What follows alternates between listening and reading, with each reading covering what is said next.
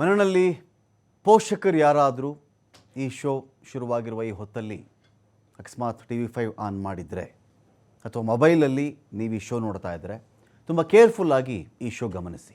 ಬಹಳಷ್ಟು ಕಾರಣ ಇದೆ. ಅದೇ ರೀತಿ ಮಕ್ಕಳು ಕೂಡ, ನೀವು ಅಪ್ರಾಪ್ತರಾಗಿದ್ದರೂ ಇದೇ ಮಾತು, ಪ್ರಾಪ್ತ ವಯಸ್ಕನವರಾಗಿದ್ದರೂ ಕೂಡ ನಂದಿದೇ ಮಾತಿರುತ್ತೆ.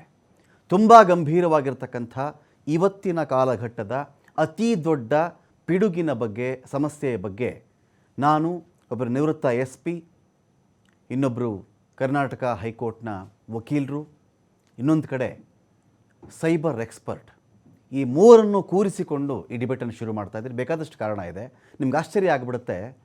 ಇಡೀ ಇಂಡಿಯಾದಲ್ಲಿ 58 ಕೋಟಿ ಜನ ಬೆಟ್ಟಿಂಗ್ ಆಡ್ತಾ ಇದ್ದಾರೆ ಅಂತ ಹೇಳಿದ್ರೆ ನಿಮಗೂ ಆಘಾತ ಆಗಬಾರ್ದು, ನನಗೂ ಆಘಾತ ಆಗಬಾರ್ದು. ಆ ಒಂದು ಕಾಲಘಟ್ಟಕ್ಕೆ ನಾವು ಹೋಗಿಬಿಟ್ಟಿದ್ದೀವಿ. ಒಂದು ಕಾಲದಲ್ಲಿ ಬೆಟ್ಟಿಂಗ್ ಅಂದರೆ ಏನು? ಎಲ್ಲೋ ಇಸ್ಪೀಟ್ ಆಡ್ತಾರಂತೆ, ಯಾವುದೋ ಇಂಡಿಯಾ ಪಾಕಿಸ್ತಾನ ಮ್ಯಾಚ್ ಅಂತೆ, ಅಪ್ಪ ಮಕ್ಕಳೇ 100 ರೂಪಾಯಿ ಬೆಟ್ಟಿಂಗ್ ಕಟ್ಕೊಂಡಿದ್ರಂತೆ, ಯಾರೋ 5 ಲಕ್ಷ ಬೆಟ್ಟಿಂಗ್ ಕಟ್ಟಿಬಿಟ್ಟಿದ್ರಂತೆ, ಇನ್ಯಾವುದೋ ಕೆಸಿನೋ ಇದೆಯಂತೆ. ಒಂದು ಕಾಲ. ಇವತ್ತು ಹಾಗಿಲ್ಲ. ಇದೊಂದು ಸಾಕು, ಇದೊಂದು ಸಾಕು. ವಿಶ್ವದ ಯಾವ ಮೂಲೆಯಲ್ಲಿ ಕೂತ್ಕೊಂಡು ಯಾವುದೇ ಇಸ್ಪೀಟ್ ಅಡ್ಡೆಗಳಿಗೂ ಹೋಗದೆ, ಯಾವುದೇ ಕ್ಲಬ್ಗಳಿಗೆ ಹೋಗದೆ, ಯಾವುದೇ ಜೂಜು ಅಡ್ಡೆಗಳಿಗೆ ಹೋಗದೆ ಒಬ್ಬ ಮನುಷ್ಯ ಬೆಟ್ಟಿಂಗ್ ಆಡಬಲ್ಲ. ಮನೆಯಲ್ಲಿ 5 ಜನ ಬೆಟ್ಟಿಂಗ್ ಆಡಬಲ್ಲರು. ಲಕ್ಷಾಂತರ ರೂಪಾಯಿಗಳನ್ನು 1 ತಿಂಗಳು 2 ತಿಂಗಳಲ್ಲಿ ಕಳೆಯಬಲ್ಲರು. ಅದೇ ರೀತಿಯಲ್ಲಿ ಪ್ರಾಣ ಕೂಡ ಕಳೆದುಕೊಳ್ಳಬಲ್ಲರು.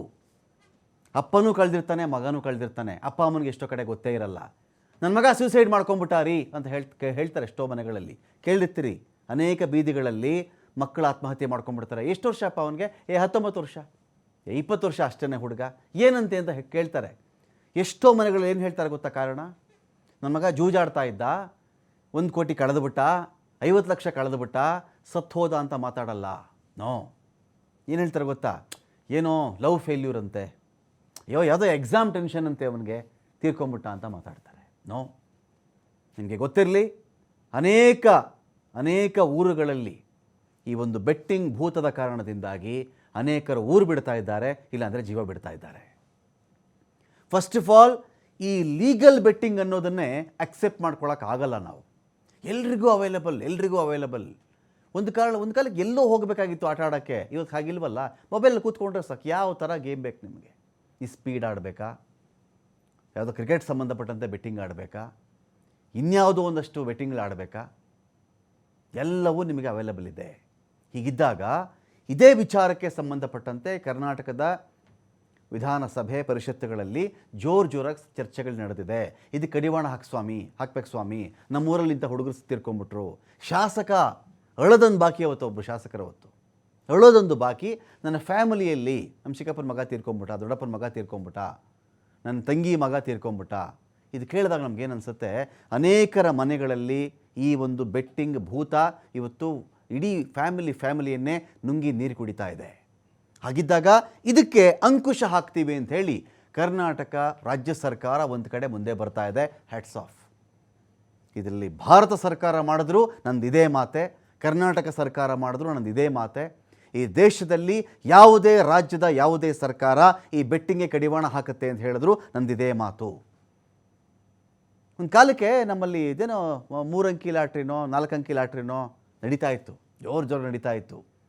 ರೈತ ಅಲ್ಲಿಂದ ಬರೋದು, ಟೊಮೆಟೊ ಒಂದು ಟೆಂಪೋ ತುಂಬ ಟೊಮೆಟೊ ತರೋದು, ಕೂತ್ಕೊಳ್ಳೋದಿಲ್ಲ, ಲಾಟ್ರಿ ತೊಗೊಳ್ಳೋ ಕೂತ್ಕೊಳ್ಳೋದು, ಅಲ್ಲಲ್ಲೇ ರಿಸಲ್ಟು. ಅವಾಗ ತೊಗೊಂಡ್ರೆ ಸಾಯಂಕಾಲ ರಿಸಲ್ಟು 3 ನಂಬರೋ 4 ನಂಬರೋ 1 ನಂಬರೋ ಇತ್ತು. ಆಡೋರು ಗೊತ್ತಿರುತ್ತೆ, ನಾನು ಆಡಿಲ್ಲ ಅದನ್ನು. ಸಾಯಂಕಾಲಕ್ಕೆ ಒಂದು ಇಡೀ ಟೆಂಪೋ ತುಂಬ ತಂದಿದ್ದಂಥ ಟೊಮೆಟೊ ಹಣ್ಣಿನ ಬೆಲೆಗಿಟ್ಟಿತ್ತಲ್ಲ ಅವನಿಗೆ, ಅದೇನು ಇಲ್ಲದೆ ಗೋಣಿ ಚೀಲವೂ ಕೂಡ ಇಲ್ಲದೆ ಊರಿಗೆ ವಾಪಸ್ ಹೋಗ್ತಾ ಇದ್ದ. ಆನಂತರ ಆ ಲಾಟರಿ ಟಿಕೆಟ್ ದಂಧೆಗೆ ಈ ರಾಜ್ಯ ಕಡಿವಾಣ ಹಾಕಿತು. ಅಂಥದ್ದೇ ಹಾದಿಯಲ್ಲಿ ಮತ್ತೊಮ್ಮೆ ರಾಜ್ಯ ಸರ್ಕಾರ ಒಂದು ಹೆಜ್ಜೆ ಇಟ್ಟಿದೆ. ಈ ಹೆಜ್ಜೆ ಸಕ್ಸಸ್ಫುಲ್ ಆಗಲಿ. ಇದೇ ವಿಚಾರಕ್ಕೆ ಸಂಬಂಧಪಟ್ಟಂತೆ ಮಾತಾಡಲಿಕ್ಕೆ ನಮ್ಮೊಂದಿಗೆ ಇದೀಗ ದಿಲೀಪ್ ಕುಮಾರ್ IAS ಅವರಿದ್ದಾರೆ, ಹೈಕೋರ್ಟ್ನ ವಕೀಲರು. ಸ್ವಾಗತ ನಿಮಗೆ ದಿಲೀಪ್ ಕುಮಾರ್ IAS ಅವರೇ. ಸರ್ ನಮಸ್ಕಾರ. ನಿವೃತ್ತ SP ಇದ್ದಾರೆ SK ಉಮೇಶ್ ಸರ್. ಒಂಥರ ಪ್ರಗತಿಶೀಲ ಕೃಷಿಕರು ಹೌದೀಗ. ಅವರು ಸಾಕಷ್ಟು ಕೃಷಿ ಕೆಲಸಗಳಲ್ಲಿ ನಿರತರಾಗಿದ್ದಾರೆ. ಉಮೇಶ್ ಸರ್, ಸ್ವಾಗತ ನಿಮಗೆ ಈ ಒಂದು ಡಿಬೇಟ್ಗೆ. Thank you. ಇನ್ನೊಂದು ಕಡೆ ಅನಂತ ಪ್ರಭು ಸರ್ ಇದ್ದಾರೆ, ಸೈಬರ್ ಎಕ್ಸ್ಪರ್ಟ್ ಅವರು. ಅನಂತ ಪ್ರಭು ಸರ್, ಸ್ವಾಗತ ನಿಮಗೆ ಈ ಒಂದು ಡಿಬೇಟ್ಗೆ. ನಮಸ್ತೆ. Thank you sir. ಸರ್, ಈಗ ನಾನು ಇಲ್ಲಿ ಮೊದಲನೇ ಬಾರಿಗೆ ನನಗೆ ಅನಂತ್ ಪ್ರಭು ಸರ್ನೇ ಕೇಳಿಬಿಡ್ತೀನಿ ಒಂದು ವಿಚಾರಕ್ಕೆ ಸಂಬಂಧಪಟ್ಟಂತೆ. ಸರ್, ನನಗೆ ನನ್ನ ಪ್ರಕಾರ ಬೆಟ್ಟಿಂಗ್ ಅನ್ನೋದೇ ನಾನು ಒಪ್ಪಲ್ಲ. ಅಂದರೆ ಸಮಾಜ ಬೆಟ್ಟಿಂಗು ಅನ್ನೋದನ್ನು ತಗೋಬಾರ್ದಾಗಿತ್ತು. 100ರಲ್ಲೋ 500 ಜನರಲ್ಲೋ 1000 ಜನರಲ್ಲೋ ಒಬ್ಬ ಗೆಲ್ತಾನೆ. ಆ ಗೆದ್ದಿದ್ದು ಹೇಗೆ ಇನ್ಸ್ಪೈರ್ ಮಾಡುತ್ತೆ ಬೇರೆಯವ್ರಿಗೆ ಅಂತ ಹೇಳಿದ್ರೆ, ಅಯ್ಯೋ ನಾನು ಆಡಿಬಿಟ್ರೆ ನನಗೂ 10 ಕೋಟಿ ಬಂದ್ಬಿಡುತ್ತೇನೋ, ನನಗೂ 50 ಲಕ್ಷ ಬಂದ್ಬಿಡುತ್ತೇನೋ ಅನ್ನೋ ಒಂದು ಭ್ರಮೆಯ ಭೂತಕ್ಕೆ ಸಿಕ್ಕಾಕೊಂಡು ಅವನು ಎಂಟ್ರಿ ಆಗ್ತಾನೆ. 5 ಲಕ್ಷ ಹೋಗುತ್ತೆ, 2 ಲಕ್ಷ ಹೋಗುತ್ತೆ, 3 ಲಕ್ಷ ಇಲ್ಲ, ಹೋಗಿರೋದು ಇಲ್ಲೇ ತೊಗೋಬೇಕು, 5 ಲಕ್ಷಕ್ಕೆ ನಾನು ಕೂಲಿ ಕೆಲಸ ಮಾಡಿ ಸಂಪಾದನೆ ಮಾಡೋಕ್ಕಾಗಲ್ಲ ಅಂತ ಮತ್ತೆ ಮತ್ತೆ ಮತ್ತೆ ಹೋಗಿ ಹೋಗಿ ಹೋಗಿ ಹೋಗಿ ಯಾವ 10 ಕೋಟಿ ಗೆಲ್ತೀನಿ 1 ಕೋಟಿ ಗೆಲ್ತೀನಿ ಅಂತ ಅಂದ್ಕೊಂಡಿರ್ತಾನಲ್ಲ, ಅಷ್ಟು ಕಳ್ಕೊಂಬಿಟ್ಟಿರ್ತಾನೆ ಅವನು. ಈ ಬೆಟ್ಟಿಂಗು ಇವತ್ತಿಗೆ ದೊಡ್ಡ ದಂಧೆ, ಲಾಭ ಬರ್ತಾ ಇದೆ. ಯಾರಿಗ್ಯಾರೋ ಟ್ಯಾಕ್ಸ್ ಕಟ್ತಾರೆ ಅಂತಾರೆ, ಯಾರಿಗ್ಯಾರೋ ಕೆಲವು ಪೊಲಿಟಿಕಲ್ ಪಾರ್ಟಿಗಳಿಗೆ ಫಂಡ್ ಕೊಡ್ತಾರೆ ಅಂತಾರೆ. ಹೀಗಾಗಿ ಇದನ್ನು ಒಪ್ಕೊಂಡಿರೋದೇ ಅಪರಾಧ. ಅನೇಕ ಮನೆಗಳು ಹಾಳಾಗ್ತಾ ಇದೆ. ಏನು ಸರ್ ಈ ಸೈಬರಲ್ಲಿ ಅಫಿಷಿಯಲ್ ಆಗಿರ್ತಕ್ಕಂಥ ಬೆಟ್ಟಿಂಗ್ ದಂಧೆಗಳು ಅಂದರೆ ಯಾವುದು, ಅಥವಾ ಅನ್ಅಫಿಷಿಯಲ್ ಆಗಿ ನಡೀತಿರ್ತಕ್ಕಂಥ ದಂಧೆ ಅಂದರೆ ಯಾವ್ಯಾವುದು ಅಂತ ಅನಂತ್ ಪ್ರಭು ಸರ್? ಸರ್, ಈಗ ನಾವು ಬೆಟ್ಟಿಂಗ್ ಅಂತ ಹೇಳುವಾಗ ಅದರಲ್ಲಿ ಸ್ಪೋರ್ಟ್ಸ್ ಬೆಟ್ಟಿಂಗ್ ಇರ್ಬೋದು, ಫ್ಯಾಂಟಸಿ ಲೀಗ್ಸ್ ಅಂತ ಇರ್ಬೋದು, ಕ್ಯಾಸಿನೋ ಸ್ಟೈಲ್ ಗೇಮ್ಸ್ ಇರ್ಬೋದು. ಸೊ ಇದೆಲ್ಲ ಈಗ ಸ್ವಲ್ಪ ಜಾಸ್ತಿ ಆಗ್ಲಿಕ್ಕೆ ಕಾರಣ ಏನಂದ್ರೆ ಈ ಸ್ಮಾರ್ಟ್ ಫೋನ್ ಪೆನೆಟ್ರೇಷನ್ ಅಂತ ಹೇಳ್ತೇನೆ. ಯಾಕಂದ್ರೆ ನಮ್ ದೇಶದಲ್ಲಿ there are millions of users who are using smart phone. ಮತ್ತೆ ಅದರ ಜೊತೆಯಲ್ಲಿ ಈಗ ನಾವು ಏನ್ ಮಾಡ್ತೇವೆ ಅಂದ್ರೆ ವಾಟ್ಸ್ಆಪ್ ಯೂಸ್ ಮಾಡ್ತೇವೆ, ಟೆಲಿಗ್ರಾಮ್ ಯೂಸ್ ಮಾಡ್ತೇವೆ. ಇದರಲ್ಲಿ ಟಿಪ್ಸ್ಟರ್ ಗ್ರೂಪ್ಸ್ ಅಂತ ಅವ್ರು ಕ್ರಿಯೇಟ್ ಮಾಡ್ತಾರೆ. ಸೊ ಈ ಟಿಪ್ಸ್ಟರ್ ಗ್ರೂಪ್ ಏನಂದ್ರೆ ಕೆಲವು ಯೂಸರ್ಸ್ ಗಳನ್ನು ಸೇರಿಸ್ಬಿಟ್ಟು ಒಂದು ಗ್ರೂಪ್ ಮಾಡ್ತಾರೆ. ಅದರಲ್ಲಿ ಒಬ್ಬ ಟಿಪ್ಸ್ ಅನ್ನು ಕೊಡ್ತಾ ಇರ್ತಾನೆ, ನೀವು ಇದನ್ನು ಮಾಡಿ, ಈ ಟೀಮ್ ಮೇಲೆ ಬೆಟ್ಟಿಂಗ್ ಮಾಡಿ, ಅಥವಾ ಇವತ್ತು ಇವರು ಗೆಲ್ತಾರೆ ಸೊ ಅದಕ್ಕೆ ನೀವೀಗ ಇದರ ಮೇಲೆ ಸ್ವಲ್ಪ ನಿಮ್ಮ ಕಾಯಿನ್ಸ್ ಏನಿದೆ ಅದನ್ನು ಅದರ ಮೇಲೆ ಇನ್ವೆಸ್ಟ್ ಮಾಡಿ. ಸೊ ಈ ತರ ಅವರು ನಿಮ್ಗೆ ಟಿಪ್ಸ್ ಅನ್ನು ಕೊಡ್ತಾ ಇರ್ತಾರೆ.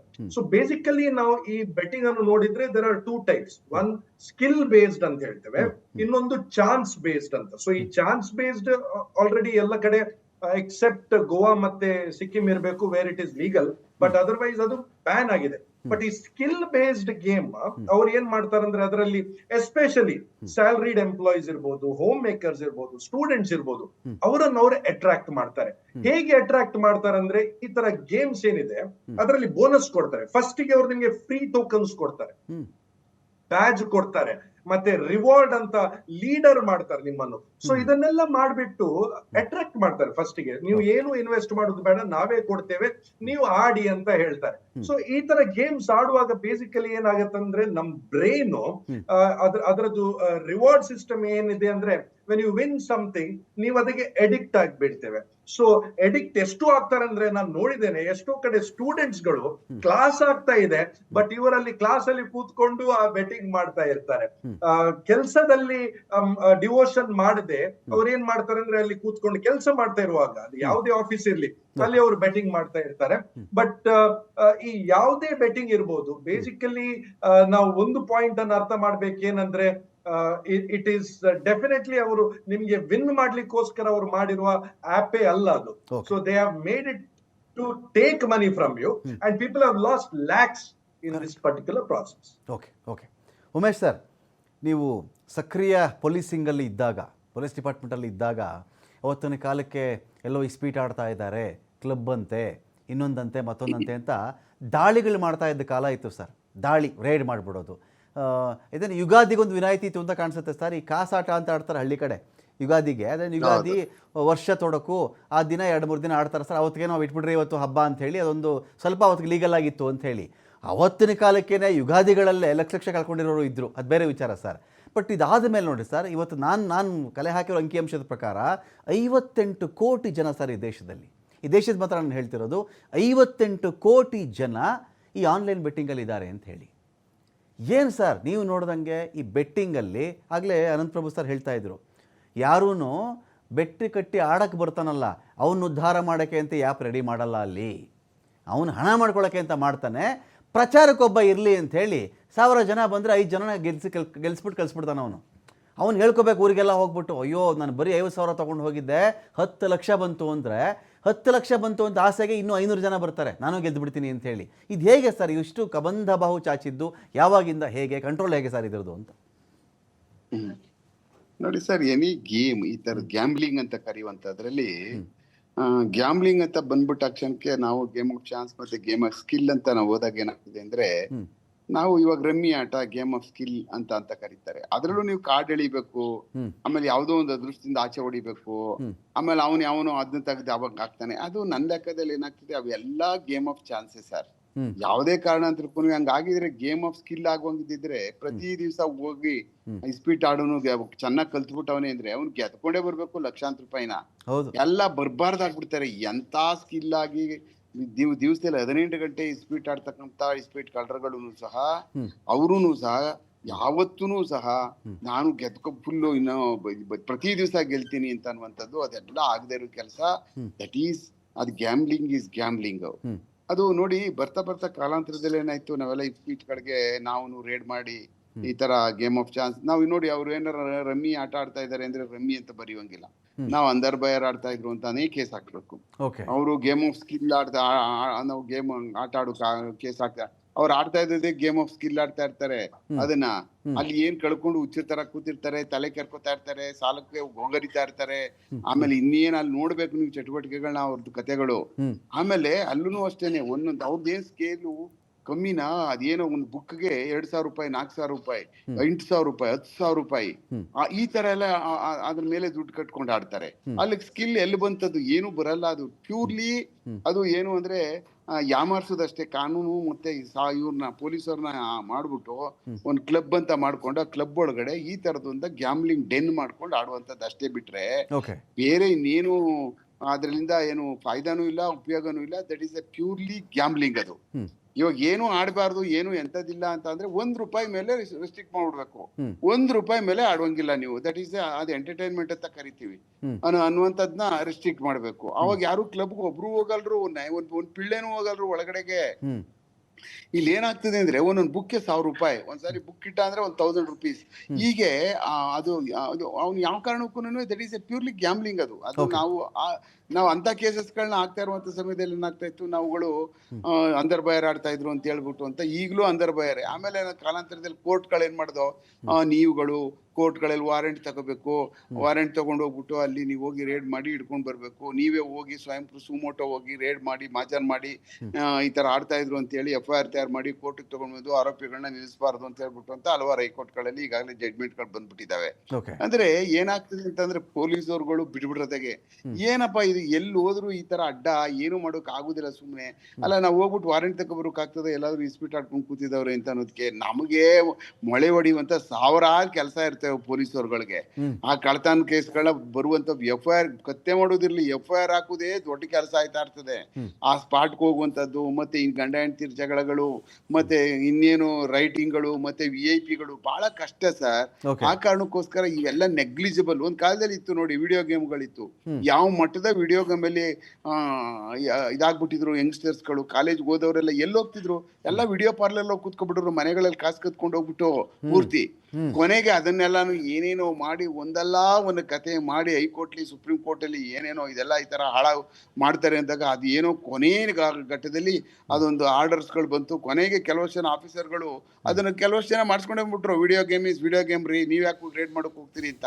ನಾವೇನ್ ಮಾಡೋದು, ದಬಾವಣೆ ಮಾಡ್ಬಿಟ್ಟು ಹೋಗ್ಬಿಟ್ಟು ದುಡ್ಡು ಕಟ್ತಾ ಇದ್ರು, ದುಡ್ಡುಗೋಸ್ಕರ ಆಡ್ತಾ ಇದಾರೆ ಅಂತ ಹೇಳಿ ಅದನ್ನ ಮೀರಿ ನಾವು ಕೇಸ್ಗಳು ಹಾಕಿ ಅದನ್ನ ಬಂದ್ ಮಾಡುವಂತ ಕಾರ್ಯಕ್ರಮಕ್ಕೆ ನೀನ್ ಓಪನ್ ಮಾಡು, ನಿನ್ ಬೆಂಕಿ ಇಡಿಸ್ತೀವಿ, ಅದು ನೋಡೋಣ ಅದು ಹೆಂಗ್ ನೀನ್ ನಡೆಸ್ತೀವಿ ವಿಡಿಯೋ ಗೇಮ್ನ ಅಂತ ಧಮ್ಕಿ ಹಾಕಿ ಮುಚ್ಚಿರ್ತಕ್ಕಂಥ ಉದಾಹರಣೆಗಳು ನಾವು ಮಾಡಿದೀವಿ. ಯಾಕೆಂದ್ರೆ ಇವೆಲ್ಲ ಇಂಟ್ರೆಸ್ಟ್ ಆಫ್ ಸೊಸೈಟಿಯಿಂದ ಮಾಡ್ಬೇಕಂತ ಕೆಲಸಗಳು ನಮ್ಗೆ ಗೊತ್ತಾಗ್ತಾ ಇರ್ತದೆ. ಅಲ್ಲಿ ನಡೆಯುವಂತದ್ದು ಬಹಳ ಅಧ್ವಾನ ನಡೀತಾ ಇದೆ. ಮಕ್ಕಳುಗಳು ಹಾಳಾಗಿ ಹೋಗ್ತಾವ್ರೆ, ಕಾಲೇಜ್ಗೆ ಹೋಗ್ತಾ ಇಲ್ಲ, ಮನೆಗಳು ದುಡ್ಡು ಕದೀತಾ ಇದಾರೆ. ಮತ್ತೆ ಆ ದುಡ್ಡುಗಳನ್ನ ತಗೊಂಡೋಗ್ಬಿಟ್ಟು ಬೇರೆ ಬೇರೆ ಡ್ರಗ್ಗಳು ಅದು ಇದು, ಮತ್ತೆ ಅದಕ್ಕೋಸ್ಕರ ಅರ್ಧ ಬಂದಲ್ಲಿ ಇದಕ್ಕೆ ವಿಡಿಯೋ ಪಾರ್ಲರ್ ಕೂತ್ಕೋತಾರೆ ಅಂತ ಅಂದ್ಬಿಟ್ಟು ಅಂತ ನಾವು ಅದ್ರ ಮೇಲೆನೆ ಅತ್ಯಂತ ಜಾಸ್ತಿ ಹೋಗ್ತಾ ಇದ್ವಿ. ಅದಾದ್ಮೇಲೆ ಸ್ಟ್ರೀಟ್ ಗ್ಯಾಮ್ಲಿಂಗು ಅದು ಇದು ನಡೀತಾ ಇರುವಂತದ್ದಾದಾಗ ಅದಕ್ಕೂ ಬಲಿ ಆಗ್ತಕ್ಕಂಥದ್ದಿದೆ. ಬಟ್ ಈಗ ಯಾವುದೇ ನೀವು ಕ್ಲಬ್ಗಳಿಗೆ ಹೋಗಿ, ಏನು ಲೀಗಲ್ ಕ್ಲಬ್ಗಳು ಏನಿದಾವಲ್ಲ ಆ ಕ್ಲಬ್ಗಳಲ್ಲೆಲ್ಲ ಅದು ಜಾಸ್ತಿ ಚಟುವಟಿಕೆ ನಡೆಯುವಂಥದ್ದೇ ಇಸ್ಪೀಟ್ ನಡೆಯುವಂಥದ್ದು. ಆ ಇಸ್ಪೀಟ್ ನಡೆದ್ರೆ ಆ ಕ್ಲಬ್ ನಡೆಯುವಂಥದ್ದು. ಯಾಕಂದ್ರೆ ಕಿಟಿ ಕಾಸು ಹೆಂಗ್ ಬರ್ತದೆ? ಕಿಟಿ ಕಾಸು 3,000 ಒಂದ್ ದಿವಸಕ್ಕೆ 2 ಲಕ್ಷ 3 ಲಕ್ಷ ಹೆಂಗ್ ಬಂದ್ಬಿಡ್ತದೆ? ಗ್ಯಾಮ್ಲಿಂಗ್ ಆಡದೆ ಅವ್ರು ಯಾಕೆ ಕೊಟ್ಬಿಡ್ತಾನ ಅವನು? ಹಿಂಗೆ ಎಲ್ಲಾ ಕ್ಲಬ್ಗಳು ಏನ್ ಈ ಇಸ್ಪೀಟ್ಗಳದು ಅಯ್ಯೋ ವಯಸ್ಸಾಗದೆ ಆಡ್ಕೊಂಡು ಕೂತಿರ್ತಾರೆ. Nothing doing. Gambling is gambling. ಯಾವ ಕಾರಣಕ್ಕೂ ಆ ಥರದ್ದೆಲ್ಲನೂ ನಾವುಗಳು ಎಂಟರ್ಟೈನ್ಮೆಂಟ್ ಆಡ್ತೀವಿ ಬೆಳಗ್ಗೆಯಿಂದ ಸಾಯಂಕಾಲ ತನಕ. ಅದು ಎಂಟರ್ಟೈನ್ಮೆಂಟು ಅಂತ ಅನ್ಕೊಳ್ಳುವಂತದ್ದು ಅಂದ್ರೆ ನನ್ನ ಲೆಕ್ಕದಲ್ಲಿ ಅವರು ಅಡಿಕ್ಟ್ ಆಗ್ಬಿಟ್ಟಿದ್ದಾರೆ, ಅದು ಬಿಡುಕಾಗದೆ ಒದ್ದಾಡ್ತಾವ್ರೆ ಅಂತ ಅನ್ನುವಂಥದ್ದು ನನ್ಗನ್ನಿಸ್ತದೆ. Fine, ಬಟ್ ಈಗ ನೋಡಿ ಆನ್ಲೈನ್ ಗೇಮಿಂಗ್ ಅಂತೂ ಯಾವ ಮಟ್ಟಕ್ಕೆ ಆಗ್ಬಿಟ್ಟಿದೆ ಅಂದ್ರೆ ಕೂಲಿ ಮಾಡ್ತಾ ಇರ್ತಾರೆ, ಹೋಗ್ 1 ಗಂಟೆ ಊಟ ಟೈಮಲ್ಲಿ ಹೋಗ್ಬಿಟ್ಟು ಇಸ್ಪಿಟ್ ಆಟ ಆಡ್ಬಿಡ್ತಾನೆ. ಕರೆಕ್ಟ್. ನಾನೇ ನೋಡಿದ್ದೀನಿ ಮೊನ್ನೆ ದಿವಸ, ನಮ್ಮ ಹತ್ರನೇ ಕೂಲಿ ಮಾಡ್ತಾನೆ, ಹೋಗ್ಬಿಟ್ಟು ಅಲ್ಲಿ ಮರದ ಕೆಳಗಡೆ ಕೂತ್ಕೊಬಿಟ್ಟು ಅದೇನು ರಮ್ಮಿ ಸರ್ಕಲ್ ಅಂತ ಓಪನ್ ಮಾಡ್ಕೊಂಡು ಆಡ್ಕೊಂಡು ಕೂತ್ಕೊಬಿಟ್ಟವನೆ. ಅವ್ನ ಜೊತೆಲಿ ಇದ್ದವನು ಹೇಳಿದೆ, ಸರ್ 300 ರೂಪಾಯಿ ಕಳ್ಕೊಬಿಟ್ಟ ಸರ್ ಅಂತ, ಈಗ ಹೊಟ್ಟೋಯ್ತು ಸರ್ ಕಟ್ಕೊಂಡು ಆಡ್ದ ಅನ್ಬಿಟ್ಟು ಅಂತ. ಅಂದ್ರೆ ಯಾವ ಮಟ್ಟಕ್ಕೆ ಟೈಮ್ ಸಿಕ್ಕ ತಕ್ಷಣನೇ ಅವ್ರು ಕಳ್ಕೊಬಿಡ್ತಾರೆ ಅಂತ ಅಂದ್ರೆ ನನ್ನ ಲೆಕ್ಕದಲ್ಲಿ ಈಗ ಇದನ್ನ ಏನಾದ್ರೂ ತಕ್ಷಣದಲ್ಲಿ ಬಹಳ ಕ್ರಮವನ್ನ ಜರುಗಿಸಿ ಇಂಥವನ್ನೆಲ್ಲಾನು ಏನು ಸೋಷಿಯಲ್ ಮೀಡಿಯಾದಲ್ಲಿ ಇರ್ತಕ್ಕಂಥ ಇಂಥ ಅಪ್ಲಿಕೇಶನ್ಗಳನ್ನ ಇವನ್ನೆಲ್ಲ ಬಿಸಾಕಿ ತಿಪ್ಪೆಗೆ ಹಾಕಿ ತುಳಿದು ಗೊಬ್ಬರ ಮಾಡೋದಿಲ್ಲ ಅಂದ್ರೆ ಈ ಸೊಸೈಟಿನ ಸರ್ವನಾಶ ಮಾಡ್ಬಿಡ್ತಾವೆ ಇವು. ಆ ಕಾರಣಕ್ಕೆ ಅತ್ಯಂತ ಬೇಗ ಇಂಥವುಗಳಿಗೆಲ್ಲ ನಿರ್ಧಾರ ಹೋಗ್ಲಿ, ಇವು ಬ್ಯಾನ್ ಮಾಡಿದ್ರೆ ಏನ್ ಮಾಡಿದ್ರು ಕೋರ್ಟ್ಗಳಿಗೆ ಹೋಗ್ಲಿ, ಏನಾಗ್ತದೋ ತೀರ್ಮಾನಗಳು ಹಾಕೊಂಡು ಹೋಗ್ಲಿ. ಬಟ್ ನಾವೇನು ದಿನನಿತ್ಯ ನೋಡ್ತೀವಲ್ಲ ಪೊಲೀಸರುಗಳು ಬಹಳ ಅಧ್ವಾನ ರಮಕತ್ತೀವು, ಸಮಾಜನ ಕಿತ್ತು ತಿಂದ್ಬಿಡ್ತಾ ಇದ್ದಾವೆ. ಮಾತಾಡ್ತೀನಿ ಮತ್ತೆ ದಿಲೀಪ್ ಅವರೀಗ ಈ ಆನ್ಲೈನ್ ಗೇಮ್ ಅನ್ನೋ ವಿಚಾರ ಬಂದಾಗ ಯಾವುದು ಆನ್ಲೈನು, ಯಾವುದು ಆಫ್ಲೈನು, ಜೊತೆಗೆ ಯಾವುದು ಲೀಗಲ್ಲು, ಯಾವುದು ಇಲ್ಲೀಗಲ್ಲು, ಇದಕ್ಕೊಂದು ಶಿಕ್ಷೆ ಅಂತ ಏನಾದರೂ ಇದೆಯಾ? ನಿಮಗೆ ನೆನಪಿರುವಂತೆ ಎಷ್ಟು ಶಿಕ್ಷೆ ಆಗಿವೆ? ಇದನ್ನು ತಡೆಗಟ್ಟಬೇಕು ಅಂತೇಳಿ ಕರ್ನಾಟಕ ಆನ್ಲೈನ್ ಗೇಮಿಂಗ್ ಹಾಗೂ ಬೆಟ್ಟಿಂಗ್ ನಿಯಂತ್ರಣ ಪ್ರಾಧಿಕಾರ ರಚನೆ ಮಾಡ್ತೀವಿ ಅಂತ ಒಂದು ಕಡೆ ಹೇಳ್ತಾ ಇದ್ದಾರೆ. ಜೊತೆಗೆ ಇದ್ರ ಬಗ್ಗೆ ಒಂದು ಕಾಯ್ದೆ ಕೂಡ ತರಬೇಕು ಅಂತ ಹೇಳಿ ಒಂದು ಪ್ಲಾನ್ ಮಾಡ್ತಾ ಇದ್ದಾರೆ. ಕಮಿಟಿ ಕೂಡ ರಚನೆ ಮಾಡುವಂಥ ಸಿದ್ಧತೆಯಲ್ಲಿ ರಾಜ್ಯ ಸರ್ಕಾರ ಇದೆ. ಅದು ಅಂದರೆ ನಿಮ್ಮ ಇಂಡಿಯಾದಲ್ಲಿ 1867 ಒಂದು ಆನ್ಲೈನ್ ಗೇಮಿಂಗ್ ಬೆಟ್ಟಿಂಗ್ ಪ್ರಿವೆನ್ಷನ್ ಮಾಡಲಿಕ್ಕೆ ಅಂತಲೇ ಆ್ಯಕ್ಟ್ ಇತ್ತು. It's A central act. Okay. So ಅದಾದಮೇಲೆ ಏನು ಮಾಡ್ತಾರೆ, ಈ ಕೆಲವೊಂದು ಸ್ಟೇಟಲ್ಲಿ ಸ್ಟೇಟ್ ಟು ಸ್ಟೇಟ್ ಡಿಫರ್ ಆಗುತ್ತೆ, ಇದನ್ನು ರಾಜ್ಯ ಸರ್ಕಾರ ತೀರ್ಮಾನ ಮಾಡಬೇಕು ಅಂತ ಹೇಳ್ಬಿಟ್ಟು ಅದನ್ನು ಎಲ್ಲ ಈ ಥರ ವಿಚಾರಗಳನ್ನ ಆನ್ಲೈನ್ ಬೆಟ್ಟಿಂಗ್ ಇರ್ಬೋದು, ಗ್ಯಾಮ್ಲಿಂಗ್ ಇರ್ಬೋದು, ಅದನ್ನು ಆಯಾ ರಾಜ್ಯಕ್ಕೋಸ್ಕರ ಬಿಡ್ತಾರೆ. ಓಕೆ. ಫಾರ್ ಎಕ್ಸಾಂಪಲ್ ಇವಾಗ ನೀವು ಗೋ ಆದರೆ ಕ್ಯಾಸಿನೋ ಅಂತಾರೆ. ಸೊ ಬೇರೆ ಸ್ಟೇಟಲ್ಲಿ ಕ್ಯಾಸಿನೋನ ಲೀಗಲ್ ಮಾಡಿದ್ದಾರೆ, ಮತ್ತು ಬೇರೆ ಸ್ಟೇಟಲ್ಲಿ ಕ್ಯಾಸಿನೋ ಇಲ್ಲ. ಫಾರ್ ಎಕ್ಸಾಂಪಲ್ ನಿಮಗೆ ಕೇರಳದಲ್ಲಿ ಲಾಟ್ರಿ ಲೀಗಲ್ ಆಗಿದೆ, ಅದನ್ನು ಬೇರೆ ಸ್ಟೇಟಲ್ಲಿ ಲಾಟ್ರಿ ಲೀಗಲ್ ಆಗಿಲ್ಲ. ಸೊ ಇದೆಲ್ಲ ಇವಾಗ ಫಾರ್ ಎಕ್ಸಾಂಪಲ್ ನೋಡಿ, ಮೊದಲೆಲ್ಲ ನಾನು ಲಾಟ್ರಿ ತೊಗೋಬೇಕು ಅಂತಂದರೆ ಒಂದು ಲಾಟ್ರಿ ಶಾಪಿಗೆ ನಾನು ಹೋಗಬೇಕಾಗಿತ್ತು. ಕರೆಕ್ಟ್. ನಾನು ಏನಾದ್ರು ರೇಸ್ ಕೋರ್ಸಿಗೆ ಹೋಗ್ತೀನಿ ಅಂತಂದರೆ ಅಲ್ಲಿ ರೇಸ್ ಕೋರ್ಸ್ವರೆಗೂ ನಾನು ಹೋಗಬೇಕಾಗಿತ್ತು. ಸೊ ಕೆಲವೊಂದು ನಾನು ಪಾರ್ಟಿಸಿಪೇಟ್ ಮಾಡಿ ಅಲ್ಲಿ ಬೆಟ್ ಕಟ್ಟೋಂಥದ್ದು ಒಂದು ಕೆಲವೊಂದು. ಈಗ ನಿಮಗೆ ಇತ್ತೀಚೆಗೆ ನೋಡಿ, ಯಾವಾಗ ಒಬ್ಬ ವ್ಯಕ್ತಿಗೆ ಇಂಟರ್ನೆಟ್ಟು ಮತ್ತು ಮೊಬೈಲು ಎರಡೂ ಒಟ್ಟಿಗೆ ಸಿಕ್ತು. ಓಕೆ. ನೀವು ಮೊದಲು ಹೆಂಗೆ ಎವಲ್ಯೂಷನ್ ಆಯಿತು, ಎವಲ್ಯೂಷನ್ ಆಫ್ ಮೊಬೈಲ್ ಇರ್ಬೋದು, ಆಯಿತು. ಎಷ್ಟು ಟೆಕ್ನಾಲಜಿ ಬಂತು, ಅಷ್ಟೇ ಟೆಕ್ನಾಲಜಿ ವಿರುದ್ಧವಾಗಿ ನಿಮಗೆ ಜನಗಳನ್ನ ಹಾಳು ಮಾಡೋ ಅಂಥ ವಿಚಾರಗಳು ಕೂಡ ಬಂದು. ಓಕೆ. ಸೊ ಕೆಲವೊಂದು ನೀನು ಲೀಗಲ್ ಮಾಡ್ತೀನಿ, ಕೆಲವೊಂದನ್ನು ನಾನು ಇದನ್ನು ರಿಸ್ಟ್ರಿಕ್ಟ್ ಮಾಡ್ತೀನಿ. ಓಕೆ. ಫಾರ್ ಎಕ್ಸಾಂಪಲ್ ಇವಾಗ ಆನ್ಲೈನು ನೀನು ಸ್ಟೇಟ್ ಗೌರ್ಮೆಂಟಿಗೆ ಬಿಡ್ತೀಯಾ, ಸೆಂಟ್ರಲ್ ಗೌರ್ಮೆಂಟಿಗೆ ಬಿಡ್ತೀಯಾ? ಹೌದು, ನನಗೆ ಸೆಂಟ್ರಲ್ ಗೌರ್ಮೆಂಟ್ ಪರ್ಮಿಷನ್ ಕೊಟ್ಟಿದೆ, ನಾನು ರಮ್ಮಿ ಆಡಿಸ್ತೀನಿ. Okay. It's a online app. Okay.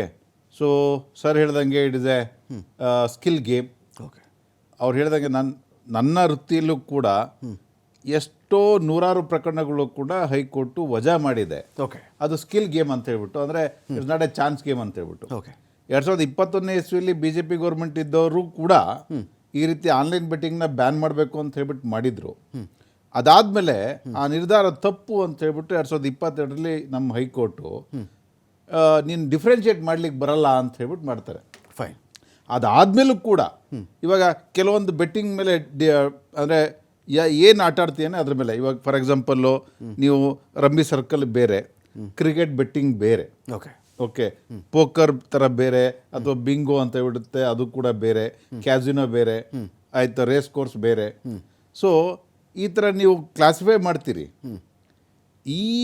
ಇತ್ತೀಚೆಗೆ ನೀವು ರೇಷಿಯೋ ತೊಗೊಂಡ್ರೆ ಕಾಸ್ ಆಫ್ ಡೆತ್, ಅಂದರೆ people who have committed suicide ಅಂತ ಹೇಳ್ಬಿಟ್ಟು, ಅದು online game with Android mobile phones okay ಏನಿರುತ್ತೆ, ಯಾರು ಡೌನ್ಲೋಡ್ ಮಾಡಿ ಆಡ್ತಿದ್ದಾರೆ ಅಂಥವ್ರು ಜಾಸ್ತಿ ಆ ಗೀಳಿಗೆ ಬಿದ್ದು ತನ್ನ ಹಣವನ್ನು ಕಳ್ಕೊಂಡು ಸಾಲವನ್ನು ಮಾಡಿ ತನ್ನ ಹೆಂಡತಿ ಮಕ್ಕಳನ್ನು ಕೂಡ ಸಾಲದ ಕೂಪಕ್ಕೆ ತಳ್ಳಿ ತಾನೂ ಸುಸೈಡ್ ಮಾಡಿಕೊಂಡು ತನ್ನ ಸಂಸಾರವನ್ನು ಹಾಳು ಮಾಡತಕ್ಕಂಥ ವಿಚಾರ ದಿನೇ ದಿನೇ ಪ್ರಕಟ ಆಗುತ್ತೆ. ಫೈನ್. ಅನಂತಪ್ರಭು ಸರ್, ಈಗ ಇಲ್ಲಿ ವಿಚಾರದಲ್ಲಿ ಏನಾಗ್ತಿದೆ ಅಂದರೆ ಇದಕ್ಕೊಂದು ಬಾರ್ಡರ್ ಈಗ ಕೇಂದ್ರ ಸರ್ಕಾರ ನಿಯಮ ತಂದರೆ ಏನು, ರಾಜ್ಯ ಸರ್ಕಾರ ನಿಯಮ ತಂದರೆ ಏನು ಬಾರ್ಡ್ರ್ ಅಂತ ಇಟ್ಕೋತೀರ? ಮನುಷ್ಯನ ಹತ್ರ ಮೊಬೈಲ್ ಇದೆಯಪ್ಪ, ಮೊಬೈಲ್ ಇವನು ಕರ್ನಾಟಕದಲ್ಲಿ ಕೂತ್ಕೊಂಡು ಆಡಬಲ್ಲ, ತಮಿಳ್ನಾಡಲ್ಲಿ ಕೂತ್ಕೊಂಡು ಆಡಬಲ್ಲ, ಅಥವಾ ಇಂಡಿಯಾದ ಯಾವುದೋ ಮೂಲೆಯಲ್ಲಿ ಕೂತ್ಕೊಂಡು ಬೇಕಾದರೂ ಆಡಬಲ್ಲ.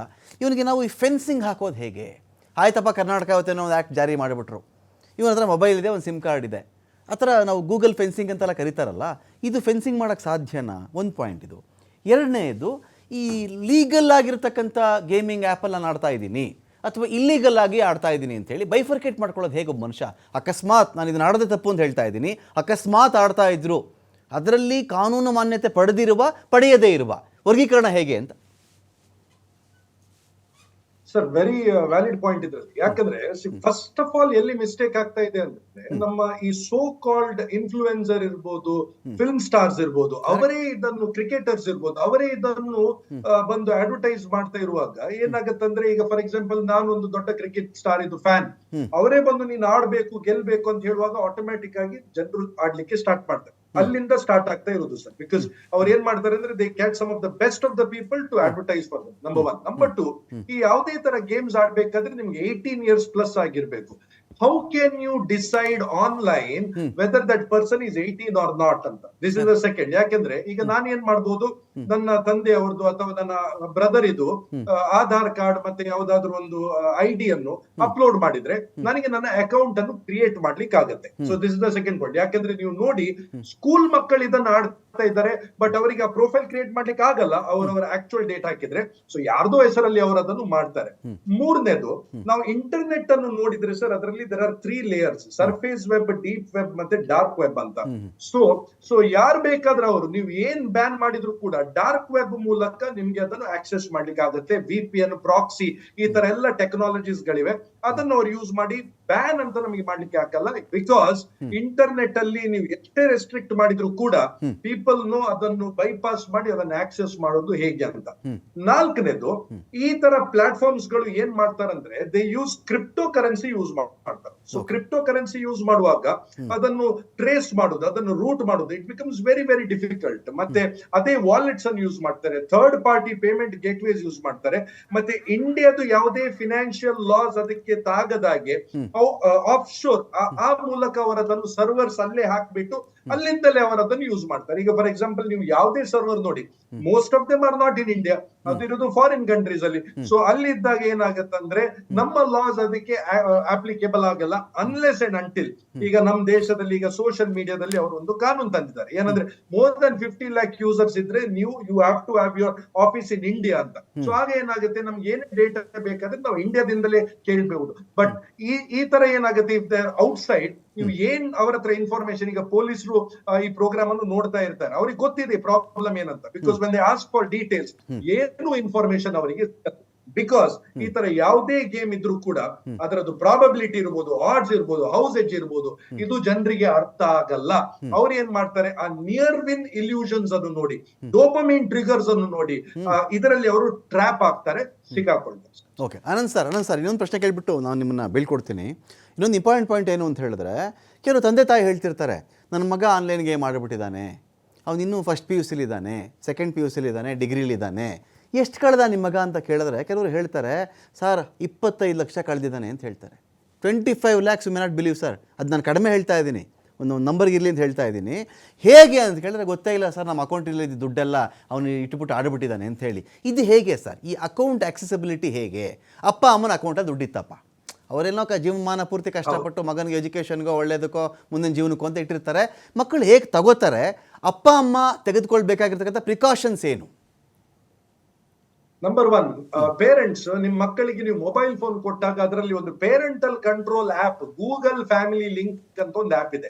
ಆ ಆಪ್ ಅನ್ನು ನೀವು ಹಾಕಿ ಅದರಲ್ಲಿ ನೀವು ಏಜ್ ಹಾಕ್ಬೇಕು, ನಿಮ್ ಮಗದ ಏಜ್ ಎಷ್ಟು ಅಂತ, ಮಗಳದ ಏಜ್ ಎಷ್ಟು ಅಂತ. ಆಗ ಅವರ ಏಜ್ ಗೆ ಸಂಬಂಧಪಟ್ಟ ಏನೆಲ್ಲ ಇನ್ಫಾರ್ಮೇಶನ್ ನೋಡ್ಬೇಕು ಅದನ್ನು ಮಾತ್ರ ಅವರಿಗೆ ಆಕ್ಸೆಸ್ ಮಾಡ್ಲಿಕ್ಕೆ ಆಗುತ್ತೆ. ಈಗ ಫಾರ್ ಎಕ್ಸಾಂಪಲ್ ನೀವು ಯಾವುದೇ ಒಂದು ಸಿನಿಮಾಕ್ಕೆ ಹೋದಾಗ ಫಸ್ಟ್ ಗೆ ಒಂದು ಸೆನ್ಸರ್ ಬೋರ್ಡ್ ಇದೊಂದು ಸರ್ಟಿಫಿಕೇಟ್ ಬರುತ್ತೆ, UUAA ಆ ತರ.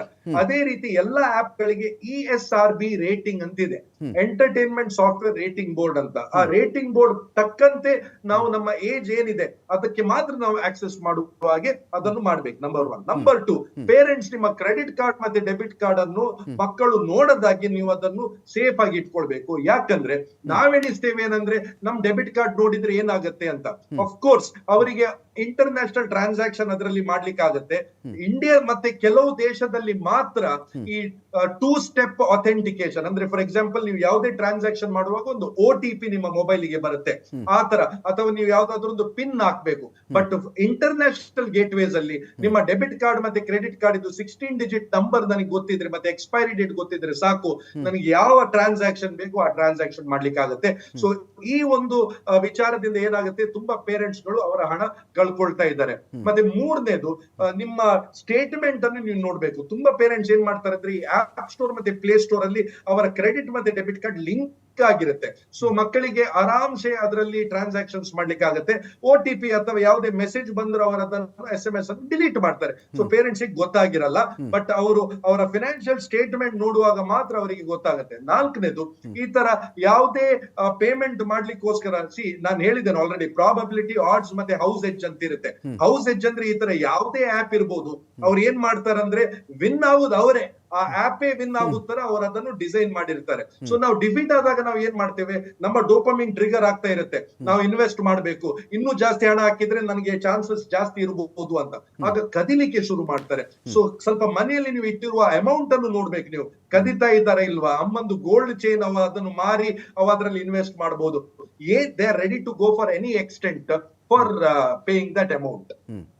ಥ್ಯಾಂಕ್ ಯು ಅನಂತಪ್ರಭು ಸರ್, ಸಾಕಷ್ಟು ವಿಷಯಗಳ ಬಗ್ಗೆ ತಿಳಿಸ್ಕೊಟ್ಟಿದ್ದೀರಿ. Thank you so much. Clip ಅವರಿಗೆ ನನ್ನ ಪಾಯಿಂಟ್ ಏನು ಅಂತ ಹೇಳಿದ್ರೆ, ಈಗ ನಮ್ಮ ಕಾನೂನಲ್ಲಿ ಈ ಯಾವುದು ಲೀಗಲ್ ಆ್ಯಪ್ ಇದೆ, ಯಾವುದು ಇಲ್ಲೀಗಲ್ ಆ್ಯಪ್ ಇದೆ, ಯಾವುದು ಲೀಗಲ್ ಗೇಮಿಂಗು, ಯಾವುದು ಇಲ್ಲೀಗಲ್ ಗೇಮಿಂಗ್ ಅಂಥೇಳಿ ಈಗ ಕೇಂದ್ರ ಸರ್ಕಾರ ಮೊನ್ನೆ ಚೀನಾದ ಆ್ಯಪ್ಗಳನ್ನ ನಿಷೇಧ ಮಾಡಿಬಿಡ್ತೀನಿ, 150 ಆ್ಯಪ್ ನಿಷೇಧ ಮಾಡಿಬಿಡ್ತೀನಿ, ಟಿಕ್ಟಾಕ್ ಬ್ಯಾನ್ ಮಾಡಿಬಿಡ್ತೀನಿ, PUBG ಬ್ಯಾನ್ ಮಾಡಿಬಿಡ್ತೀನಿ, ಎಲ್ಲ ಬ್ಯಾನ್ ಮಾಡಿಬಿಟ್ರು. ಈ ತರಹದ್ದನ್ನು ಒಂದು ರಾಜ್ಯ ಸರ್ಕಾರ ಏನಾದರೂ ಬ್ಯಾನ್ ಮಾಡೋಕ್ಕಾಗುತ್ತಾ? ಒಂದು ನಮ್ಮ ಪೊಲೀಸಿಂಗ್ ವ್ಯವಸ್ಥೆ ಅಂತ ಬಂದಾಗ ಈಗ ನಾವು ದಿನ ನೋಡ್ತಾ ಇದ್ದೀವಿ, ನಮ್ಮಲ್ಲಿ ಈಗ ಒಂದು ಕಾಲ ಇತ್ತು,